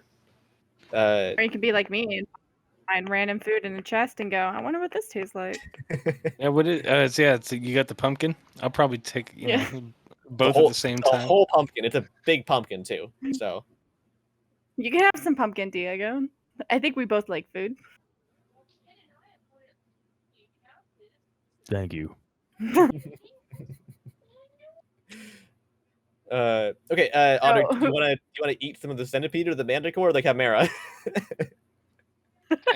Probably not centipede. That doesn't sound too appetizing. But chimera wouldn't be too bad. You know, it's And then a little bit of eating. I mean, it's part dragon, right? It is part dragon. Oh, that's a little gross. That is, yeah. But then, do you eat lizards? Yeah, definitely. It's it's not a dragonborn. It's not dragon. It's fine. It's fine. I'll eat the shit out of it. But I think, come to think of it, I'll also eat some centipede. It's crunchy. It's protein. I'll roast it a little bit, and the insides get nice.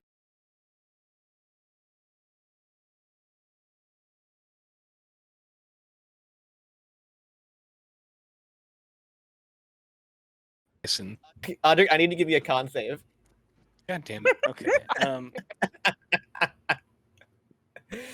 Hold on. But I do just want to point out that Audric is like just kind of collecting his food and then walking away from everybody. I've been trying to get the point across that Audric is just like not happy. Yeah. He's disgruntled and just kind of Okay. But what kind of save am I doing? A con save. Constitution. All right. That's a 19 plus 2 is 21. Okay, you're good.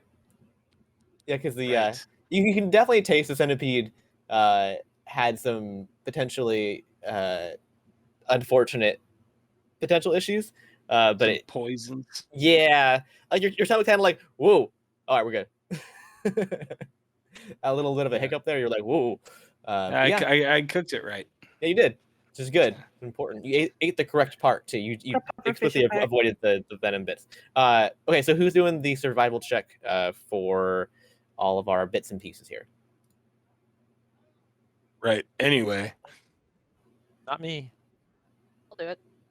Kathy? All right. Yeah. Just to make this simple, I think, just give me 10 d20s. Well, with advantage. Shoot. How's this gonna work? I'm trying to do it in bulk easily. I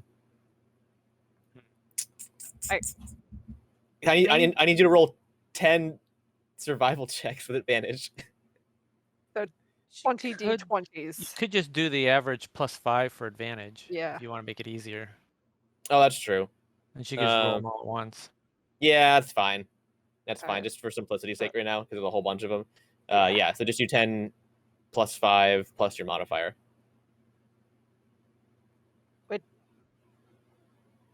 What modifier would it be? Survival check. So it's survival modifier plus 5 on a d20. It's wisdom. Okay. Oh yeah. Okay. Just roll 20 Yep. all the d20s and then just figure out what the minimum is. Is there a minimum here? Is there This DC? 15. DC? Yeah. Yeah. All right. So that is. So the base roll from the 10 d20s is 76. Oh, I need them individual though.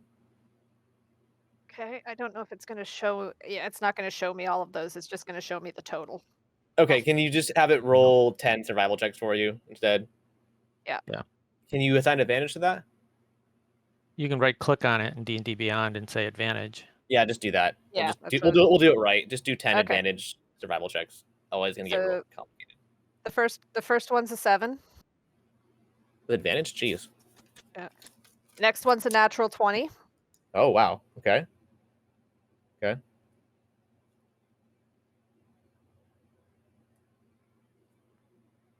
Next one's an 18. Mm-hmm.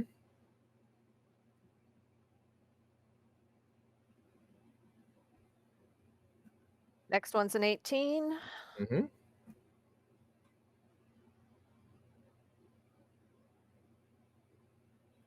Next one's a dirty 20. Mm-hmm. 1,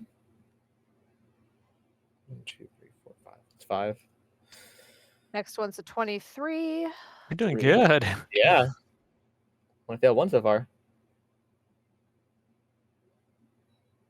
Next one's a dirty 20. Nice.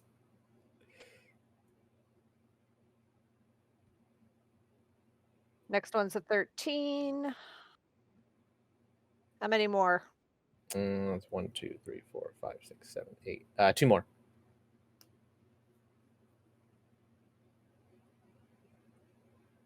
And next one's a 15.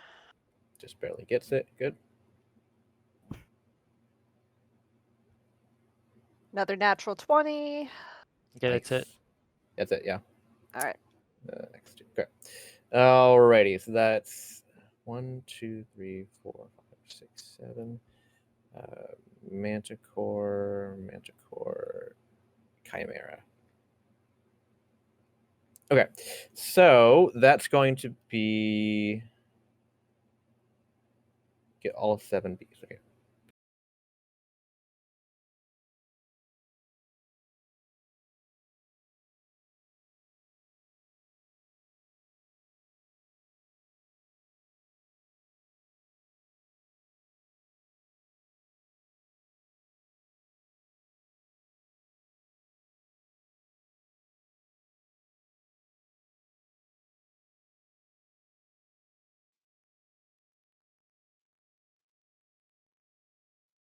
What's happening right now? He's counting or something. Yeah. I hope. I hope he hasn't fallen asleep.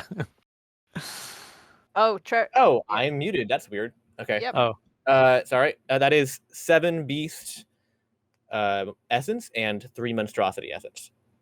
All right. Add those to your sheet. You should already have some essence from, I believe, your resync. Yeah. Okay. We tap back over here. All right. Is that everything out here? okay. So essences are for Cassie, or is that something that we all take advantage of at some point? I don't remember. You'll use it when building equipment Okay. out. So I mean, you can probably just pool them then. I'll just make it individual for now. I mean, they're probably gonna go to her because I think she's going to be doing all the checks Yeah. anyways. So That's good. Yeah. That's good. Seal share. yeah, cool. Go ahead and inside. Yeah. Just looking around, make sure there's nothing really interesting around. There's little pug monkeys that are hopping around, making their weird ass noises. But other than that, it seems like the area is calm. From here, you can see some other, the other islands and whatnot that are kind of floating around, kind of doing their thing. Does Nomad notice Audrix in a funk? Give me a perception check. Or insight. Insight. Sorry, insight. Yeah, you're right, Logan. Hold on. I gotta I'm get sure thought it was very obvious. insight. Mhm. 17. Yeah, I'd say so. I mean, you know each other long enough at this point. Okay. Even with the resync, right? Yeah, you can definitely notice that like both of you have definitely changed a little bit, but you definitely tell he's a little bit in a funk. Yeah. So I walk over to Audric and just kind of, I want to put my hand on his shoulder, but I've got these stilts that Touching my butt. Oh. All right, yeah, I'll just do that. So I'll touch his leg, and I just say, "So what's the matter, Audric?"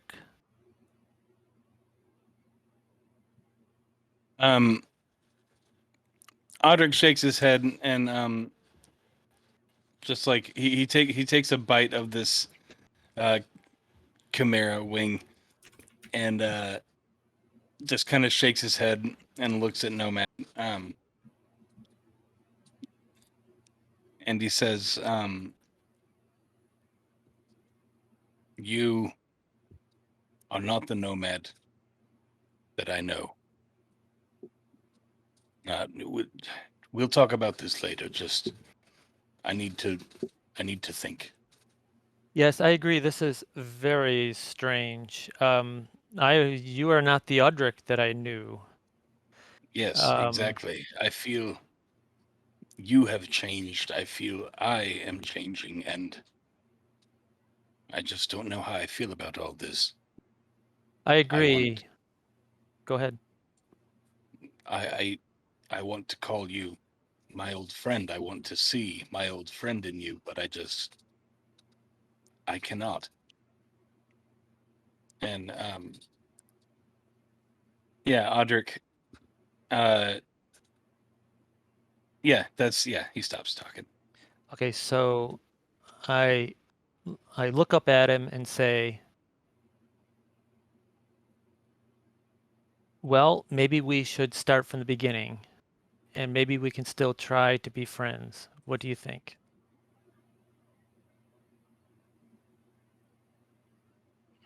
Of course. But give me some time. There's just so much going on. So much that I feel that I have lost. Agreed. I feel the same way. I have these memories of things that never really happened. It's a very strange feeling. What do you mean they never happened?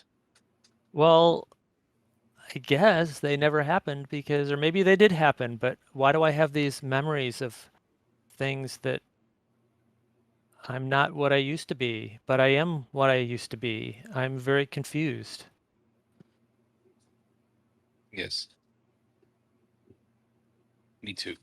Well, let's make the best of it. And what are you eating? It's chimera. You want some?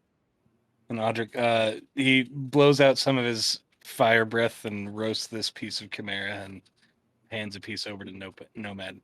Okay, I put my gloves on and I take a piece from him and I try to hide my disgust of it. And I put it in my mouth and I start chewing it. Very good, Audric.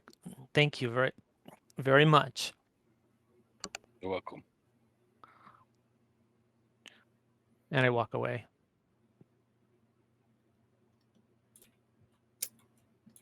All right, so you guys all kind of file back down the ladder here that some of you didn't see the first time around. That's okay. I have a giant raven. Why would I walk? That's fair. Yeah, ladders aren't really Diego's strong suit. Also fair. Yeah, also very fair. I'm gonna drop you guys over by the shop real quick here, and then carry it on. Bloop.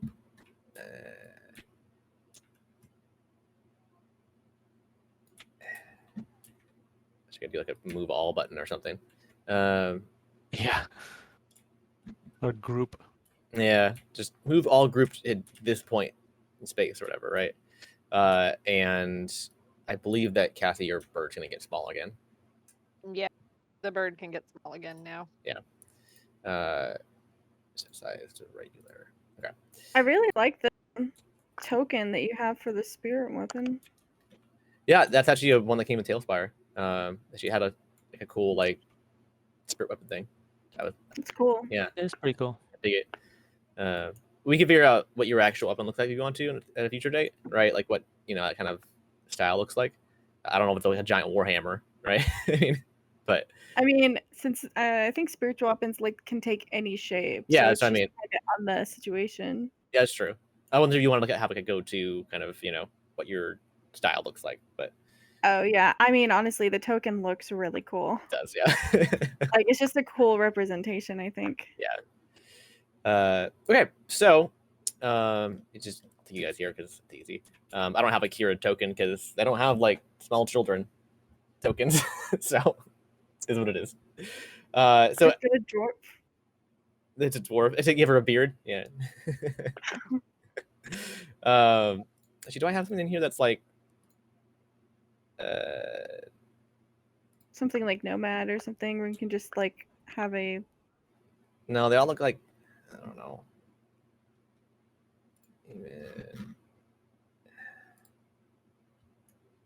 Sure, I guess that's gonna be close enough. It's not even remotely close to anything. But, we could use our imaginations. Yeah, use your imaginations. Yeah.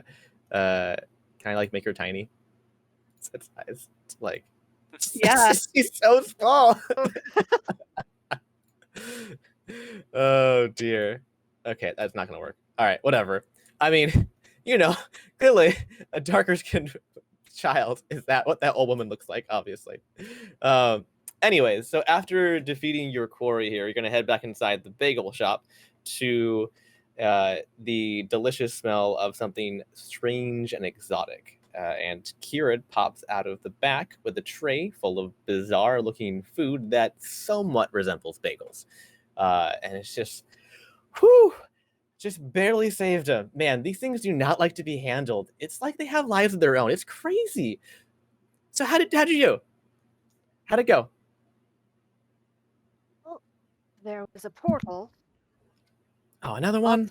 All right, see, you said you didn't know what was going on, but the fact that you said another one means that this has happened before, and you probably could have warned us.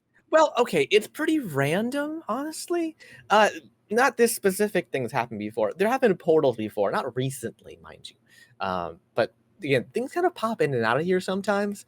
I think it has something to do with our plane is like maybe traveling through space through other planes, and it collides with other planes sometimes, and things get collected here. I don't really know. That's what it feels like. I don't know if that's the truth, but I'm gonna go with that. That seems like a good answer, you know? I need to get back to Siska. Okay, well, that may be a little difficult right now, but we'll work on it. Yeah, for sure. Hey, do you guys want a bagel? They probably won't rearrange your atoms or turn you into a turtle. And she motions to a turtle that is slowly making its way across the table. That stops and turns and kind of awkwardly shifts its weight, and then kind of darts its eyes back and forth, and then continues on its way. Do you have anything to drink? Well, we have lots of water, and lots. That's fine. Lots That's of fine. ale. Anything, please, quickly. Okay. Yeah, I have some. Do you want some cider? I have some fresh made cider. Yes, please. Here you go. She gives you a big old, especially for you, a very large thing of cider. Audric side eyes Nomad. You what? I'm just looking at you sideways. Yeah.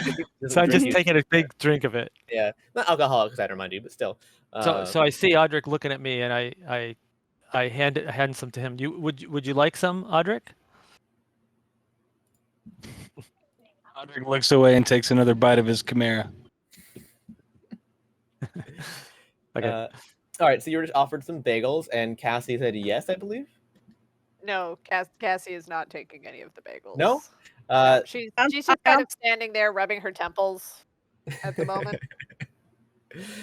Anthe's just gonna go with the flow and take a bagel while she's petting the turtle. Okay. Give me I have 27 of these. I don't know how to give me a D20. Okay. I didn't make it to 100. I apologize.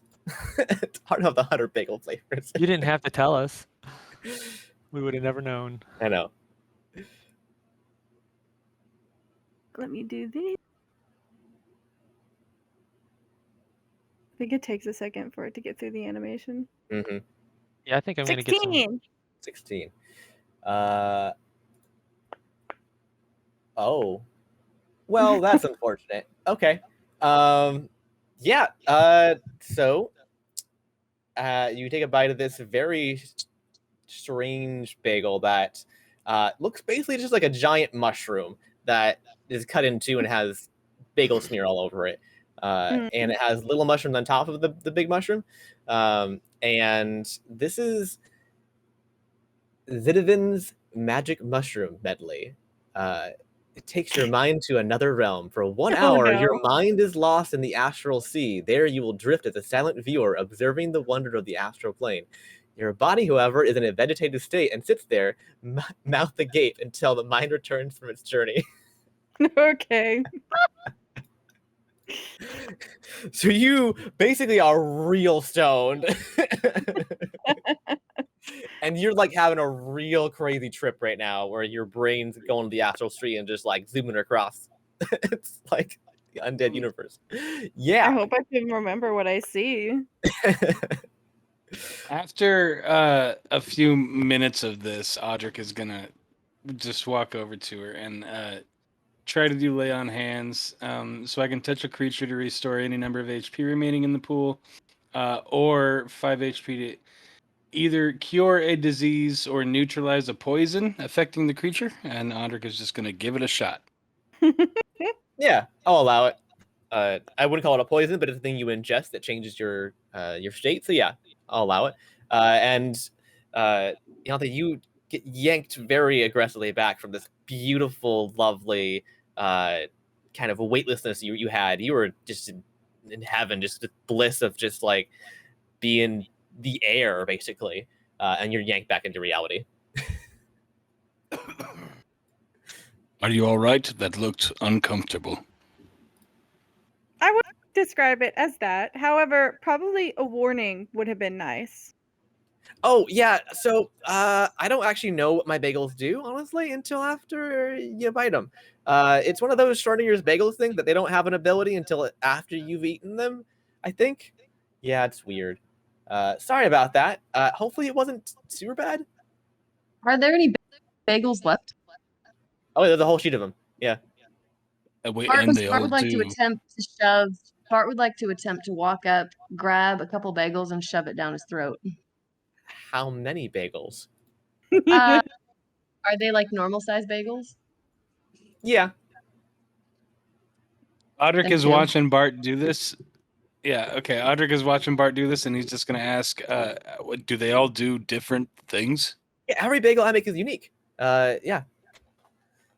And Audric, yeah, is just looking at Bart. Ion two like, I'll allow you to have two at once because I feel like any more than that is just not reasonably possible. Shocked fascination, staring in awe. Give me Wait, 2d20. no, you misunderstand me. You misunderstood me completely. Oh. Bart is not shoving them down his own throat. He wants to attempt to shove them down this other dude's throat. Whose? What's his name? The one who's guiding. What? The one who's guiding all of this. Who like keeps? What's his name? So yes, she Khirad? is trying to shove the bagel down the child's throat. Okay, this is What child? okay. Khirad, remember, Khirad is a 10-year-old girl. Like, what the fuck's going on? Yeah. Okay. The one, yeah. Okay. Who's playing dumb?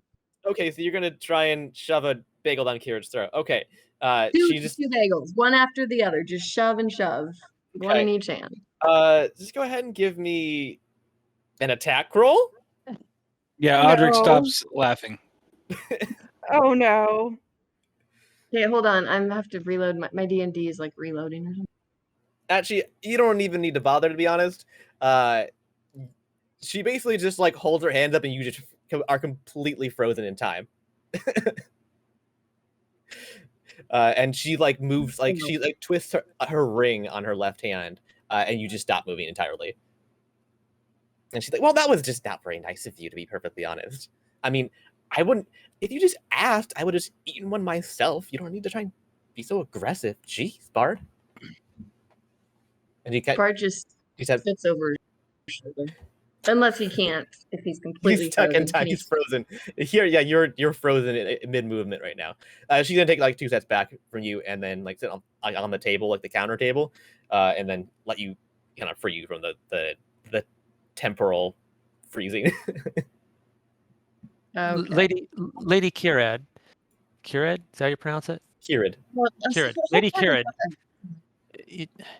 You must understand that we all have places and things we need to do, and you have just proven to us that you really don't know what's going on, and you have no control over the situations of what's going on out there. So why should we trust you and such? This just seems preposterous. Okay. Guys, just take a seat, okay? I think we need to have a little powwow, a little heart-to-heart here. A little mental checkup, maybe, as it is, or, kind of some explaining to do, right?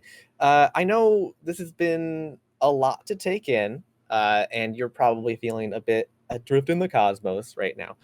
So I think it's best if I'm just real upfront with you guys about where you stand now, but also kind of what we can hopefully achieve together, kind of what my goals are here.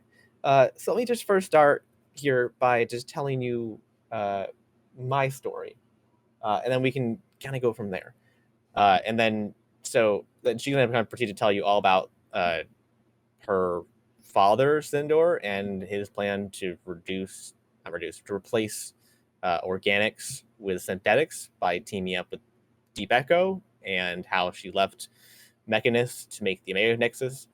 Right, the whole big lore dump I did at the beginning of this, basically, explaining kind of how she got here and how the Omega Core's entire purpose is to stop the apocalypses, right? I don't want to go back into the whole thing because it's pretty big, but go ahead. Remember that, or do I need to repeat it? No, I'm good. Yeah, no, I remember it. Okay, Yeah, and great. but Audric just feels, I don't know. I guess he doesn't really believe it, and he's just like, "Why me? You know, why now? You know, it's just." He's just kind of waiting for Audric's attitude is just kind of like, you know, just tell me what's next. Yeah, Diego wouldn't say this. However, his attitude is, okay, so this is like any other demon lord I've come across. So that's my story up until now. But in terms of the future, well, however you want to look at it, the goal, my goal, is to take the power of time back from Sindor by resurrecting Kronos. This would effectively break the cycle and create an infinitely expanding timeline again, which I think we could all agree is a better solution. So the people of the world could finally actually have a future again, rather than just keep on ending and then recycling and all this stuff. The problem is the only way to find out how Kronos died, and therefore find a way to bring him back, is to make it to the end, the official end of the time loop again. And that hasn't happened in a really long time due to all of Sindor's meddling. And in order to do that, we have to stop all these apocalypses from preventing that, so we can reach that finish line, right? That makes sense. So, and then once Kronos is brought back somehow, the timeline will reboot just once more, and then everyone here can drop back into the timeline as if you never left, right? So we will also be able to make kind of alterations to it before it starts in order to like improve it on that new version. So if there's like big moments in time you regret, or people want to save, or wars you want to stop or something, that'd be the time to do it, right? To kind of create like this better timeline that we can just keep going forward. Does that make any sense? So would I be able to save my family? Probably. What's this probably? Well, I mean, it depends on you, right? It's not, you know, you have to go and you have to go do something about it yourself, right? Or get people to help you. It's not, we're not deities, right? We can't just snap our fingers and make things so. But you would have the ability to go change your fate, yes. And what do we have to do to be able to change our fate? We have to make it to the end of the timeline, like the official timeline, where it actually ends and loops again, so we can see how Kronos dies. Does this involve doing any evil? No, it's the opposite, actually. The whole thing is we stop people from dying, basically. We stop the end of the world enough to make it to the official end of the timeline. Because the problem is that the world keeps ending before it's supposed to. And I haven't been able to actually make it to the end and see that end point, which is a bit of a problem. So were those centipedes that you sent us out to kill, were they somehow involved in affecting the timeline? That seems a little bit no, strange. I don't know what you guys were doing out there, to be honest. But You sent us out there. Yeah, I didn't know what it was. I just knew there was something out there that was causing a problem. I needed to deal with. Because things kind of drop in here randomly. And sometimes they're good and sometimes they're bad, right? A lot of times they just start eating my crops and vegetables, and I don't like that. So we just performed a service for you, but it had nothing to do with the timeline. No, yeah, this wasn't like they weren't time centipedes. Don't be crazy. There's time worms, not centipedes. Come on. So, question. Yes. What world-ending things are we stopping? It depends. There's been a lot of weird things that have happened. I don't know how many cycles I'm on now. But I mean, a big bad person gets a giant weapon to blow up the earth, the planet, or the oceans get caused to rise super high and drown everybody. Everybody gets a horrible plague. Something, all sorts of things. Are these things that have already happened and we have to go back and stop them from happening, or are they No. Okay, so things that will happen, happen. and we're keeping them from Right. happening? So the idea is to get this current timeline that we're in right now. That's because the way that the timeline works is it loops, and it's confusing. But basically, it's currently moving at a specific speed right now, and we can drop into it at the current time. That makes sense? Probably not. But yes, so our goal is to make this specific timeline before it loops, make it to the end. So we're gonna make all the apocalypses that are going to happen not happen, right? Right. Okay. So I look at Bart and say, Bart, does this make any sense to you?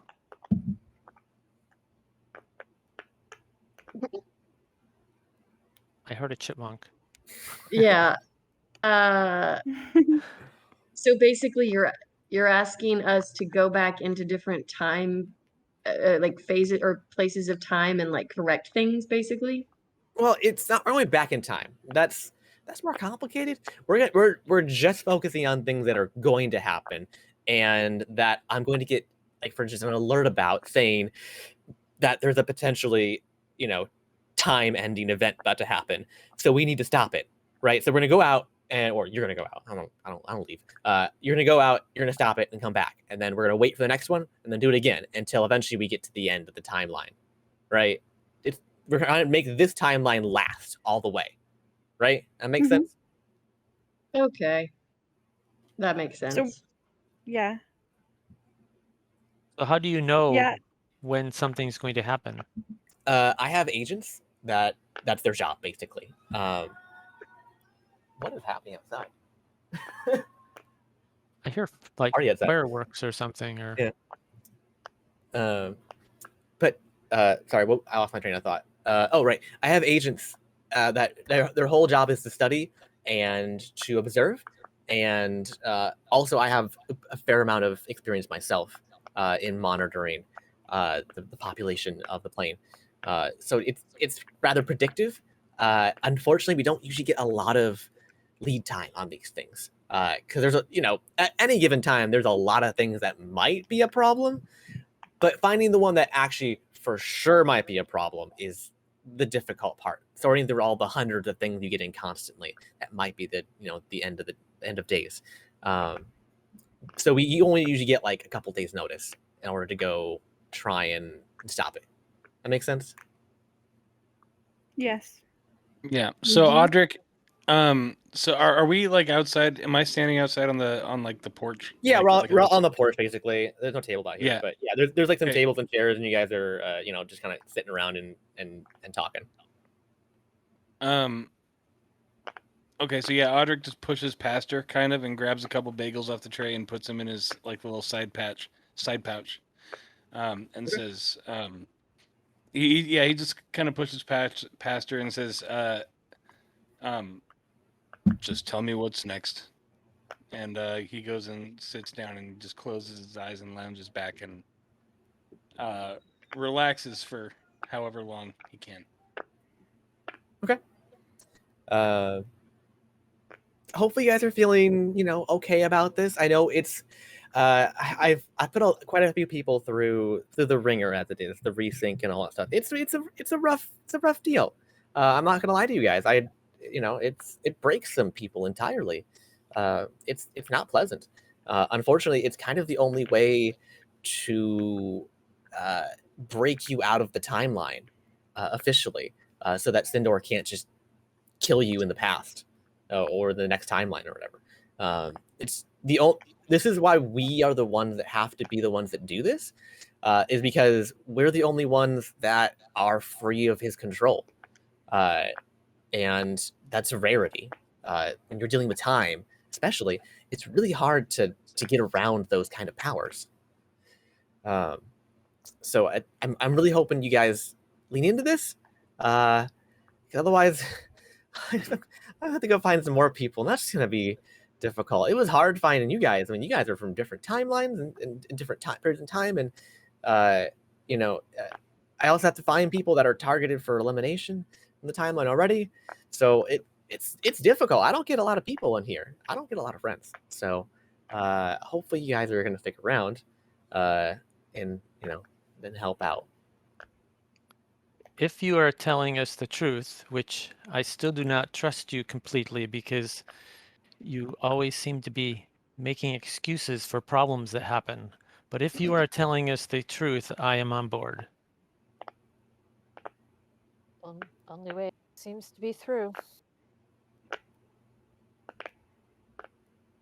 You have a very I don't think- blurred line of what evil is.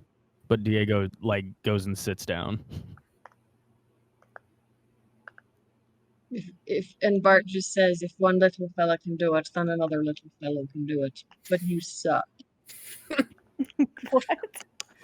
All right, so I'm getting some negative feelings here today. That's okay. You know what? That's okay. I mean, Diego's whole thing is, okay, so you've literally done this to other people and have broken people, and yet are still just continuing to find people to do work for you. Yeah. So you have a very blurred line of what evil is. That's fair. So are you saying that? And then if we broke, you were just going to go find other people. Are you saying that we were already marked for annihilation or death? Yeah. Or something? So all of you, one way or another, either in usually probably in a previous timeline, where the downfall of one of Sindor's plans. So what happens is that usually in the next loop, he finds a specific moment in time that he can easily pull you out, do the least amount of damage to his plans, and then it just erases you entirely after that. So that means that all of you, probably in a previous timeline, stops an apocalypse already. So this actually shouldn't be anything new for you, but it should be because it's different. You know what I mean? Yeah, it's confusing. But yeah, you are going to be deleted forever, which is why I grabbed you, because it's the only way I can be sure that you're basically untraceable. So if Sindor is like that, then what's to prevent him from killing us when he discovers what we're doing? You are now free of the timeline. He will no longer have control over you because you're not going to be part of the loop anymore. He can't delete you.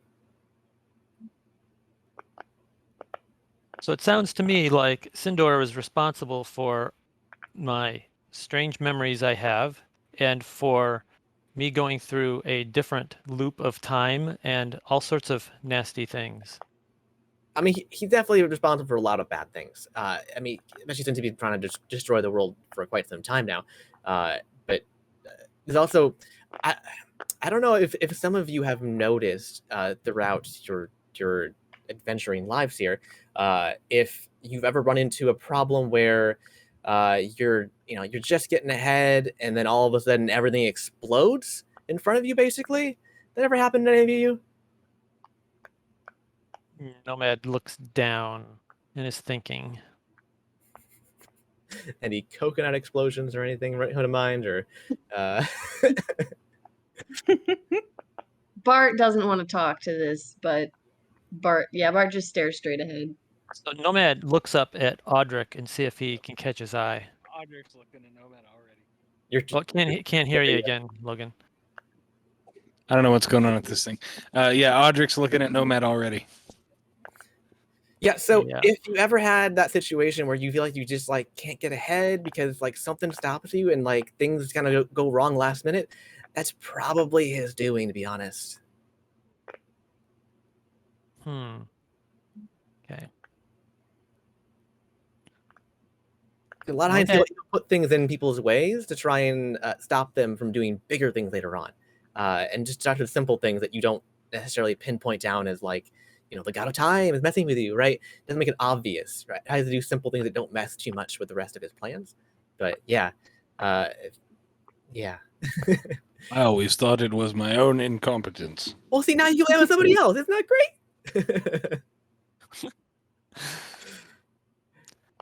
So Audric, sorry, Nomad. I look at, I have a locket around my neck, around a chain around my neck, and I look at it. I open it up and I look at it for a second, and I put it back, and I stand up and say, "Okay, what's next?" That's nice to hear. So, okay, so there's some cool stuff here actually that you can utilize in your fight to save the future or the present, the past, whatever. Anyways, oh, it's definitely future. Yeah, it's future. We have the forge where you can make your weapons and armor. We have the pool of possibility where you can add infusions. We have the teapot where you can engage in arena fights, and we have the drop pods, which is where you go on your mission. And then we have, of course, here, which is bagel time. Hold on, there's a lot of pot smoke outside. My goodness gracious! Like put a whole like plant outside my window. I was in game for a second there. I was excited. I did too. I thought, what? Taste it. Jeez. Really? Ugh. Ugh. Anyways, where was I? Oh, yes, and also then there's here bagel time, where we can plan our important missions and eat tasty bagels. Plus, we might be able to add some more stuff over time for you to use. It'd be good. Oh, that's right. I need to give you guys your secret code names. Super important. So it's a really complicated system, but Nomad, you're Agent G. Audric is Agent A. Ianthe is Agent I. Cassie's Agent C. And Diego's Agent D. And Bart is Agent B. Yes. Okay. Very, very complicated. I know we have A, B, C, D, and then extra. But yeah, that's a weird coincidence. I'm guessing Bart can't punch this little thing's nose, but he wants to so bad right now. She's kind of so we're just ripping off Men in Black now. Maybe. Anyway, it's really important, like really, really important, that you don't use your real names when you're in the timeline, or don't let other people hear them, because again, tracking and all that stuff, we don't want to give any hints and any clues to Sindor about who we are, right? And where our origins were originally. You don't want to give them any cannon fodder, right? Shouldn't be a problem. And Cassie immediately cycles through 1, 2, 3 different faces. Wow, that's definitely very useful, I must say. Like dough, you can just like, you can like knead it and just like turn in different things. Touch my face. Oh, she already has. Her fingers are all on your face, just squishing. Cassie is standing up to her full height at that point, just like no small child, no. So oh shoot, you hear that? There's like a ding, and we have a mission that just came to the oven. And she goes over and she pulls out a pie from the oven, and she cuts out a slice, and inside is a clear tubular canister with a paper inside of it. And she pops it open and reads the paper to herself, and then kind of narrows her eyes. And she's, oh, this is not good. This is not good at all. I had a feeling it was going to happen, though. And she leans behind her and she shouts out, Kay, get in here! Cue up the projector! And then through a winding staircase materializes, and Kay, the jackal-looking humanoid with a cloak and glasses at the end of his nose, walks down the stairs, and he takes the paper and he reads it, and then flips through a series of books in his hands at dizzying speeds. And then he clears his throat and he dims the lights on the inside of the little bagel shop, and he turns on a projector machine. So now you guys can get your first official mission. So here we go. Which you guys already, this is one you guys selected, by the way, because you guys picked Favorite, remember? So the surface world of Faerun has long been run by the elves. The dwarves live underground and stick to their mines and forges without a care in the world for the politics and going-ons of the surface elves. The dark elves are a specific subrace of people that fit in with neither dwarf nor elf. Born of the dark and with an aversion to sunlight, they were cast out by the elven high society centuries ago. They are considered tainted and ugly with their skin like ash and piercing eyes. Considered the servant class or slave class of the elves, they were given over to the dwarves as free labor within the elven enforcers to keep them in check. The dark elves and the dwarves together accomplished something no one thought possible, a series of tunnels connecting all of the nations. Through fire and water, through corruption and radiance, these tunnels travel. The Underdark is a network that allows the surface elves and dwarves to prosper through trade. The Dark Elves work the trade line, while the surface elves negotiate deals, and the dwarves focus on their craft. House Fjarlin is the only Dark Elf organization with any presence in the surface of Faerun. They are world-renowned entertainers, artists, and musicians. There have been whispers, though, that they have used this vast collection of entertainers to gain access to secret information and create the world's most comprehensive spy network. Ordog Fjarlin is the current leader of House Fjarlin after his father perished in a rather sudden and explosive house fire, and things have been changing ever since. He is obsessed with the occult, and specifically with some of the more evil planes of existence. Ordog has always been a rebel and a fanatic in his pursuit of equality of the Dark Elves. That's what made him so popular. Something darker is on the horizon. He's been dabbling in secret knowledge of extraplanar portals and talking about purging the world of the oppressors. Ordog, along with his newly discovered daughter Lilith, has found a way to intentionally open shadow portals to the flip side, which is the mythical opposite side of the plane that runs parallel to the prime material plane. These portals have been known to occasionally pop up in the world and let a creature or two through at random, but had never been able to be opened intentionally before. The portals appear to still only be one way, only allowing things to come into our world, but that may change soon. Devils, demons, and various monstrosities have begun to come out of the portals, but by far the most notable are the Deathwalkers, a particularly infectious type of undead. They have been pouring out of the portals and causing mass infections wherever they go. Both the High Elves and the Dwarves have had difficulty in stopping their forward momentum. The Wood Elves are the only ones who have had success in keeping them at bay, but their methods have yet to reach the rest of the country. The surrounding nations have declared a planar emergency and have closed their borders and Underdark entrances, essentially quarantining the nation of Faerun. Ordog and Lilith have taken over the High Elven capital city of Lennar in a coup of the country and are holding the whole place hostage until the dwarves and high elves release the drow from enslavement and write a charter permanently banning their enslavement in the future. Left unchecked, it is predicted that the shadow portals will become unstable and the hordes will ceaselessly pour out of them until the entire plane falls to shadow. So, I'm going to post that up for you guys to read because there's a lot in there. Can you give us a summary? I can't explain it, but I just like the sound of this Lilith character. Yeah. Well, I was actually going to ask, do Audric and Nomad still know who Yes. Lilith is? Yeah? Okay, Oh, yes. so Audric is looking at Nomad still, again. And I'm looking at Audric, and we're like, I'm shaking my head. There's a second right there. And Sorry, 1 second here. Yeah, so basically, Ordog and Lilith have, opened up shadow portals to the flip side, and there's a bunch of devils, demons, undeads, and monstrosities pouring through. The most noteworthy are the Deathwalkers, which are a really, really nasty version of zombies, basically, and super infectious.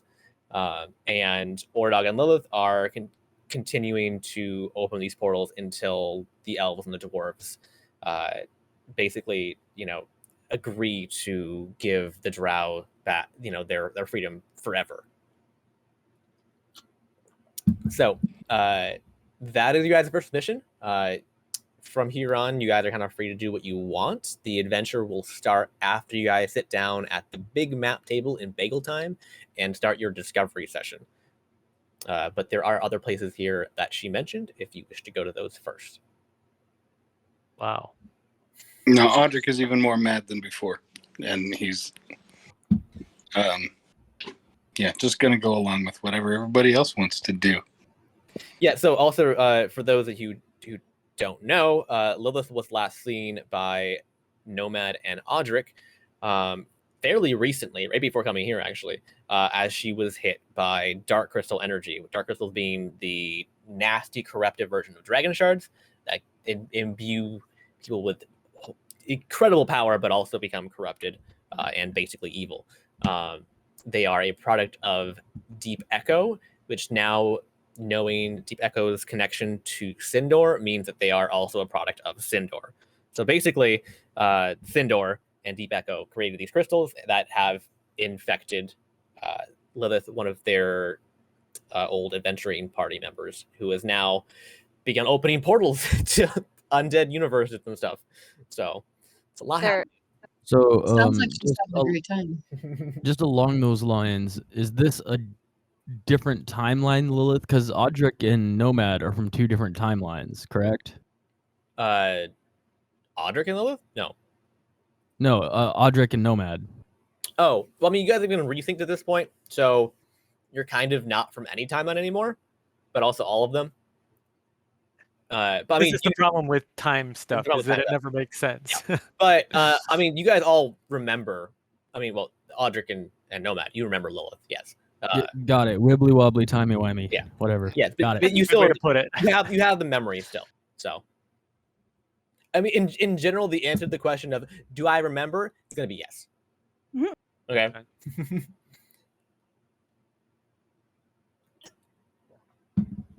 I'm just trying to read through some of this. And Cassie from another kind of timeline would also know Lilith because that's who she was hunting. Yes, that's who you were about to try and murder when you got pulled back, but she stopped you, and then you got yanked out. Yeah. I mean, I don't agree with their technique, but I mean, an entire enslaved race probably should be freed. So Cassie's just going to look over at. I'm sorry, now I've forgotten her name. Small child. Ponce? No, the small. Khirad. Oh, Khirad. Oh, Khirad. Could we possibly have some privacy for a few minutes? Oh yeah, don't mind me. I'll just go in the back and keep making more bagels. It's kind of what I do best. So wait, let me know just when you real want quick, something. her name is the coffee maker? Is that name a coffee maker? Keurig? Keurig. It's I've been Khirad. wondering that. It's KH IRAD. Okay, so not quite spelled the same, but it yeah, it's pronounced the same. That's funny because she owned like a coffee shop basically. I didn't even think about that. Are you guys thinking of Keurig, like with a G on the end? Yeah. Yeah, that's what I thought he was saying. No, it's got a D on the end. As soon as she wanders away, Cassie's going to turn to the rest of the group. All right. So I think we can all agree that this is not what any of us were hoping. Less than ideal, yes. But if we do want to go home, and I think we all want to go home, we probably have to help her. As frustrating as that may be. Agreed. That said, we all, in various forms or another, pretty much just met. So, I feel we should give it a night, rest here a bit, maybe poke around the island. She said there were some facilities for us, and time doesn't seem to actually mean anything here. She's been making all the decisions for us. I feel like this might be our only opportunity to possibly make some for ourselves. I agree. So what do you suggest we do? I suggest we, well, for instance, I'm Cassie. What is your name? Nomad Glam. Glad to meet you. You as well. I don't know any of your names. I don't know any of your stories. I know we fought those things together, and apparently we were all doomed to die and are now fated to save the world. But other than that, I don't know much. Other than I want to go home, and if I need to help this crazy child to do it, then I will.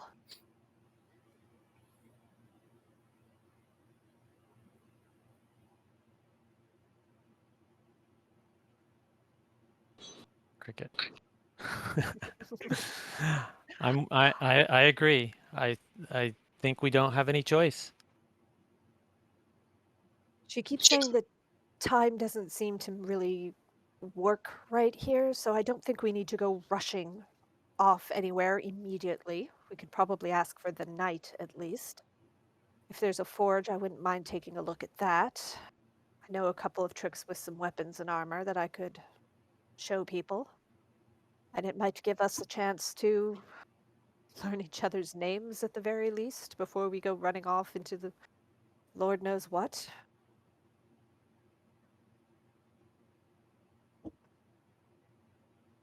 So Bart stands up because he was sitting down and he slams his hands on the table.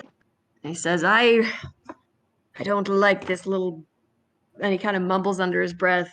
He says, but I'll do it just to be rid of it for once and for all. Can you guys hear me? Now again. Yes. Yeah.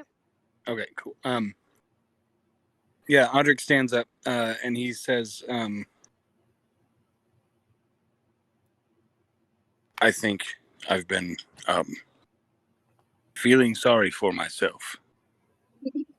It is a comfort to know that you're all in the same position as I am, all feeling that same loss. And we did make a good team back there. You have my lance.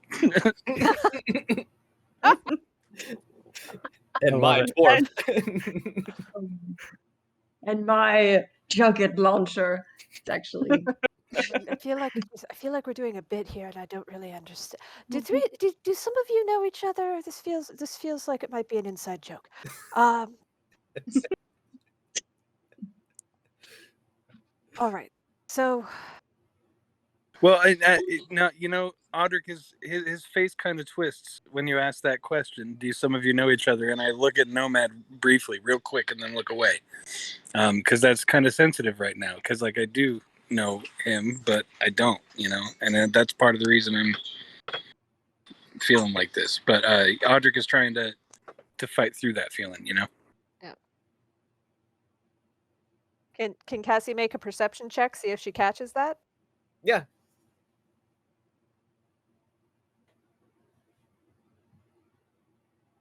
Nope. Cassie is not paying attention to literally anything right now. She rolled. Yeah, I got lizard face. Yeah. So you don't recognize my Audrey has definitely had some strange reactions you're not used to.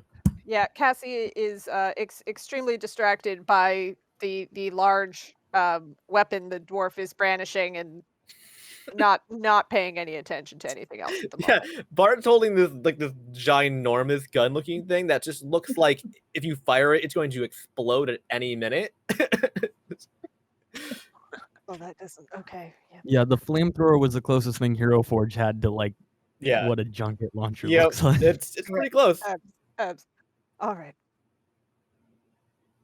So, I think we can all agree. We do not trust the child, but hopefully we will be able to eventually trust each other. Anthony just sit over here like, oops. I don't know about saving the world, but let's see about getting each other home.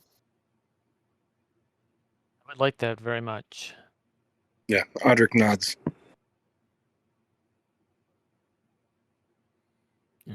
All right. Okay. Diego at this point stands up and just comes over and just like a super quiet, but y'all can still just audible. Name's Diego. Audric's gonna cast what is it? Detect undead or what is it? Divine sense and try to. Okay, so you're gonna see if anybody's undead. Yeah. Is it just undead or the other things? Hold on. Let me find out. I think it's just undead. Okay. I would say that nobody here is undead. However, you definitely get a weird vibe from Diego's dogs.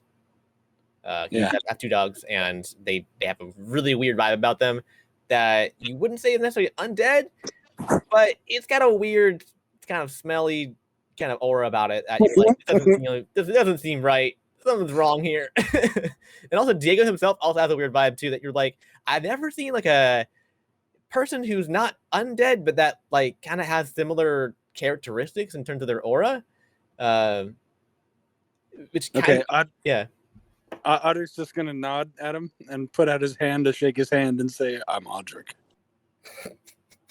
Yeah, Diego just stares at the hand, then looks up at you and growls. Oh, sorry. Audric looks confused for a second, and then he bows. Just bows real quick. I thought you were gonna pull on his beard at first. As like a handshake. No. It was almost a curtsy, but he's gonna go with a bow. Diego just kind of like nods his head and then just turns and starts walking towards the door. Where are you going? Someone not say about something about a forge? Oh, right now we're resting. Oh, I mean, go ahead. Are we all going?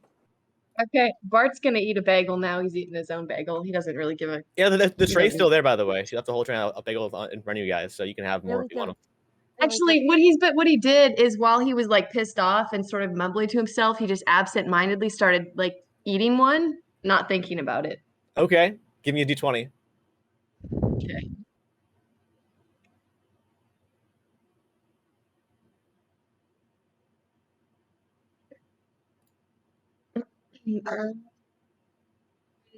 Nine. 9.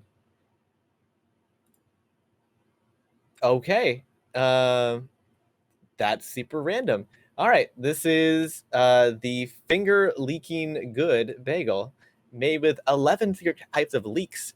If fed to a bird, it'll turn them into a loyal warrior. Fuck. That's the most random shit I've ever heard, dude. Wait, you're welcome. Wait, basically, what? Dude, we happen to have a giant fucking bird, but I think he's already a loyal warrior. He's already a loyal warrior. Yeah. Nobody feed any bagels to my bird. Oh god. I thought maybe that's what you did to make him so loyal. No, it just kind of came that way. Came out of Costco that direction. Yeah. Okay, so wait, does Bart just know this after eating the bagel? It's like a weird feeling. Whenever you eat a bagel, you just like know what it does and what its name is. Like it like materializes in your brain. Like it like creates its ability and its name for like in your head, which is super weird. Okay. So yeah, you know this bagel is called the finger leaking good bagel. He just kind of he just rolls his eyes at this and then picks up a couple more and stuffs them in his pocket. Okay. He's gonna eat another one. Can you eat another one really quick? Another one? Right now? Okay. Give me a d20. 8. 8. Okay.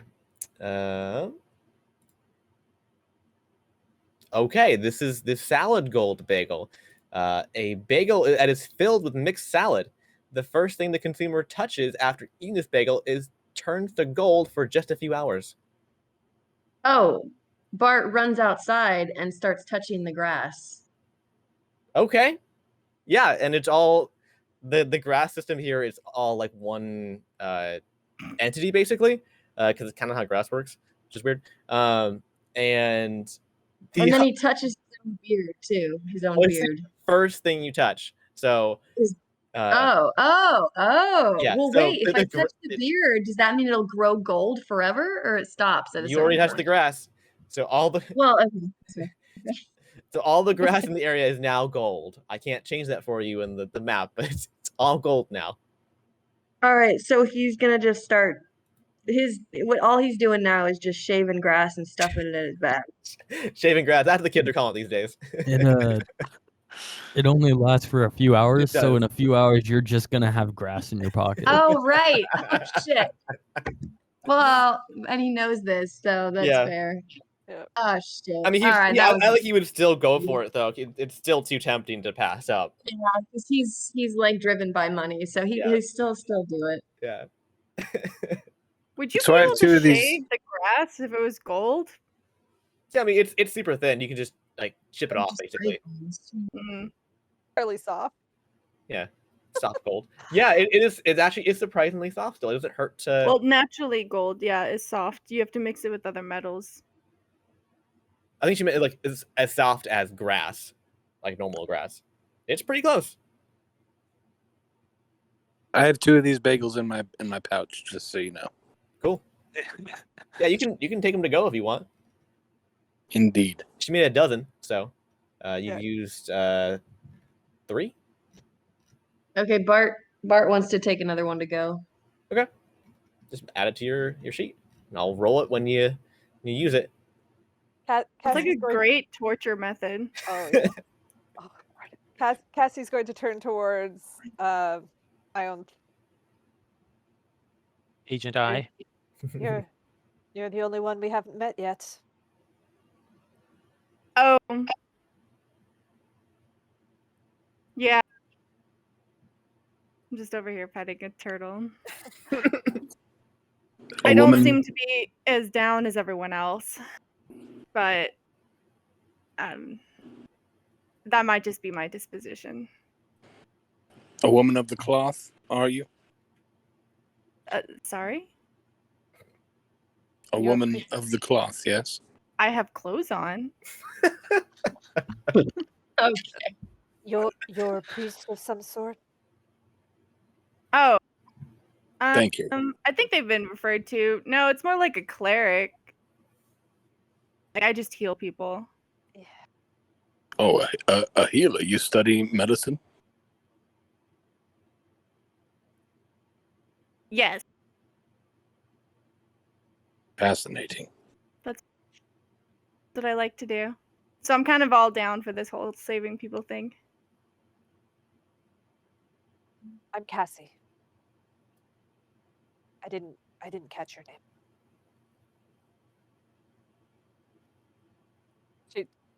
She's still talking. Lovely to meet everyone. I think you're cutting out, Thea. Yeah. Sorry? I think you're cutting out a bunch. Oh, yeah, sorry. I don't know. Unless you didn't actually say your name. Oh, no, I thought I did. No. Okay. Oh, but I mean, we can just I don't know. Yeah. It's Ion or Agent I. Oh, right. I am Agent A. Yeah. Well, I think I'm going to go with the quiet one with the dogs and see about finding that forge. We'll see what tomorrow brings. Okay. All right, so Cassie and Diego. Anybody else going to the forge? Where are you going? They just said. What? They just said the forge. What's at the forge? I think that's where we're going to be able to alter our weapons and armor if we want to. Oh, Use some of the then- salvage and crafting stuff to be able to infuse. How do you Or know maybe that this? Oh, she did. the- She did say. She mentioned.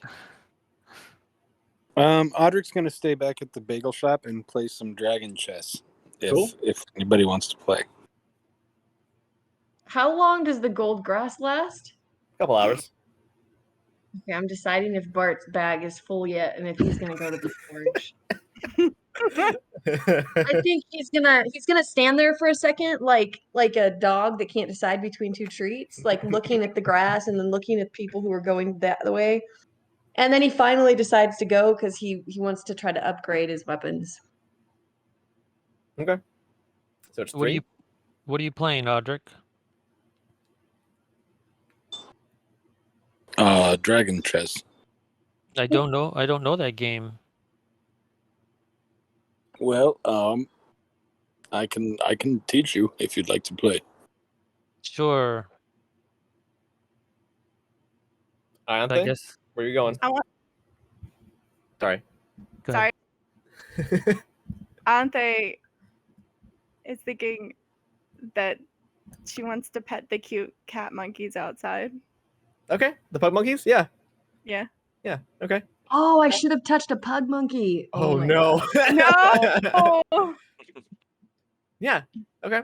So Ianthe's gonna hang out here, kind of with Audric and Nomad a little bit, and hang out with the turtle and the pug monkeys. And the rest of the 3 are gonna go to the forge. Okay. Audric and Nomad each give me an intelligence check.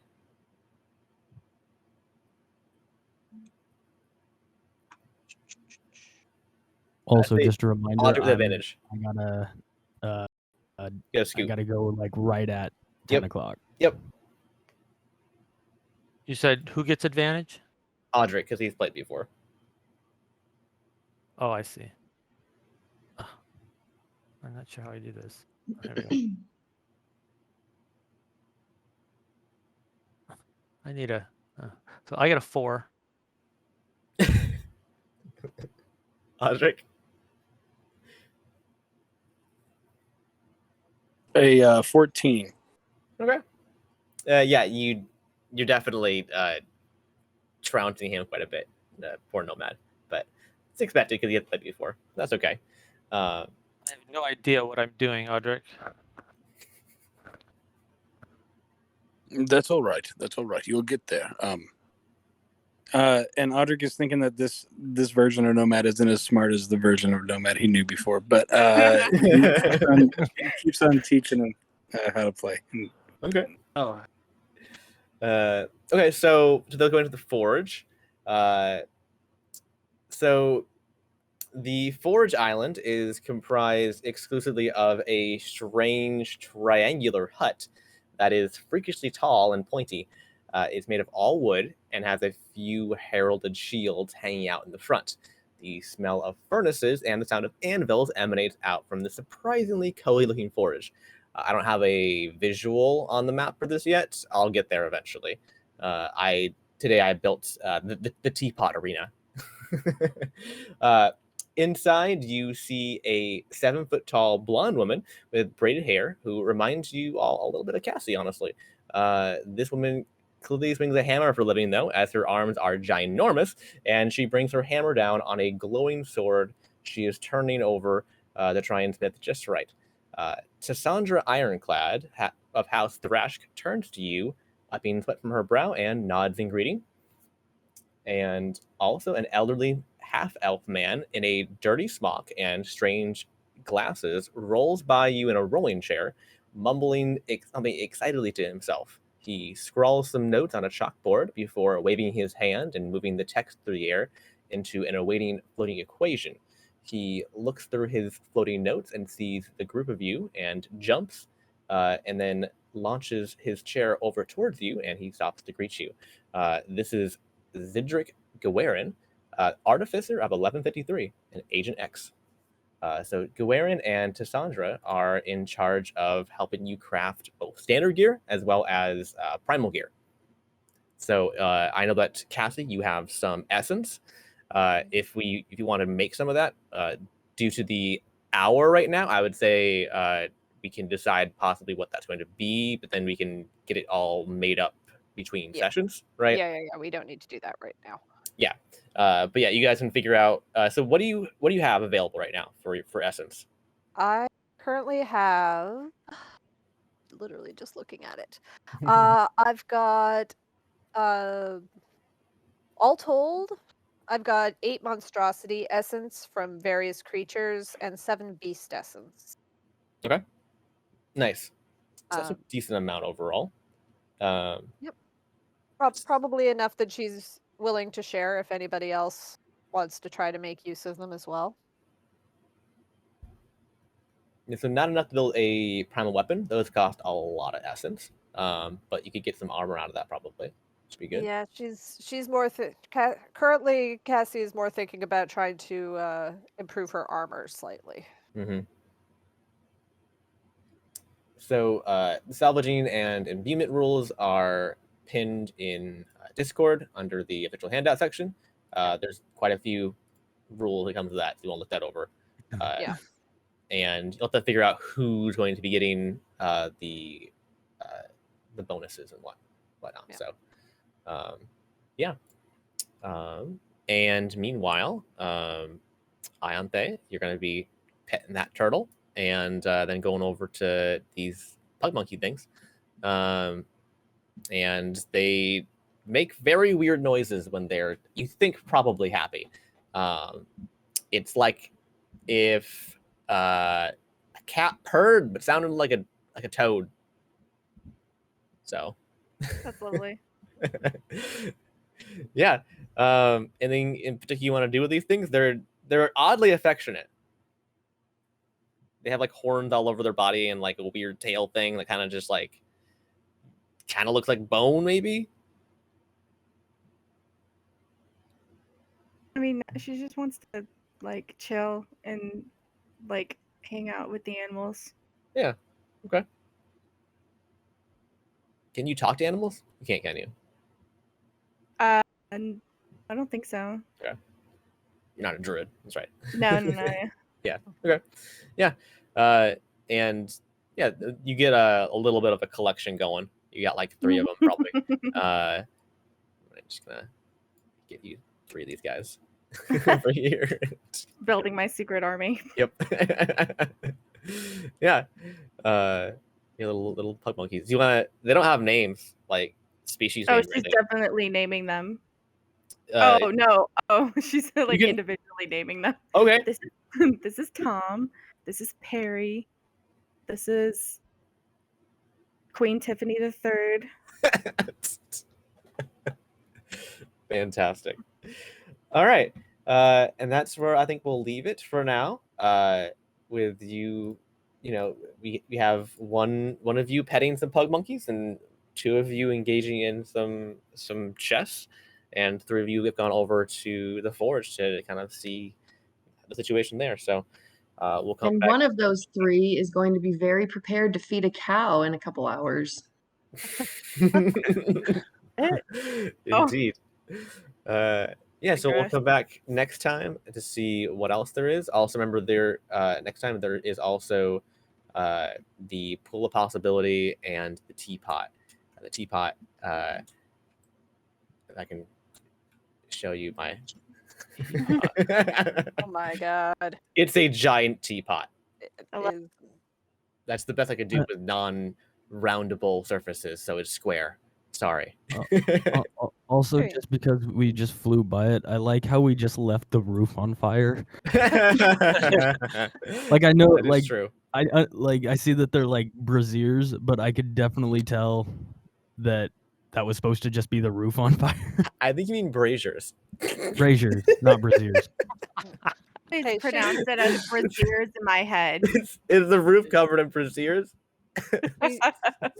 Yeah, she asked us from hell. She asked us to kill monsters, not put her roof out.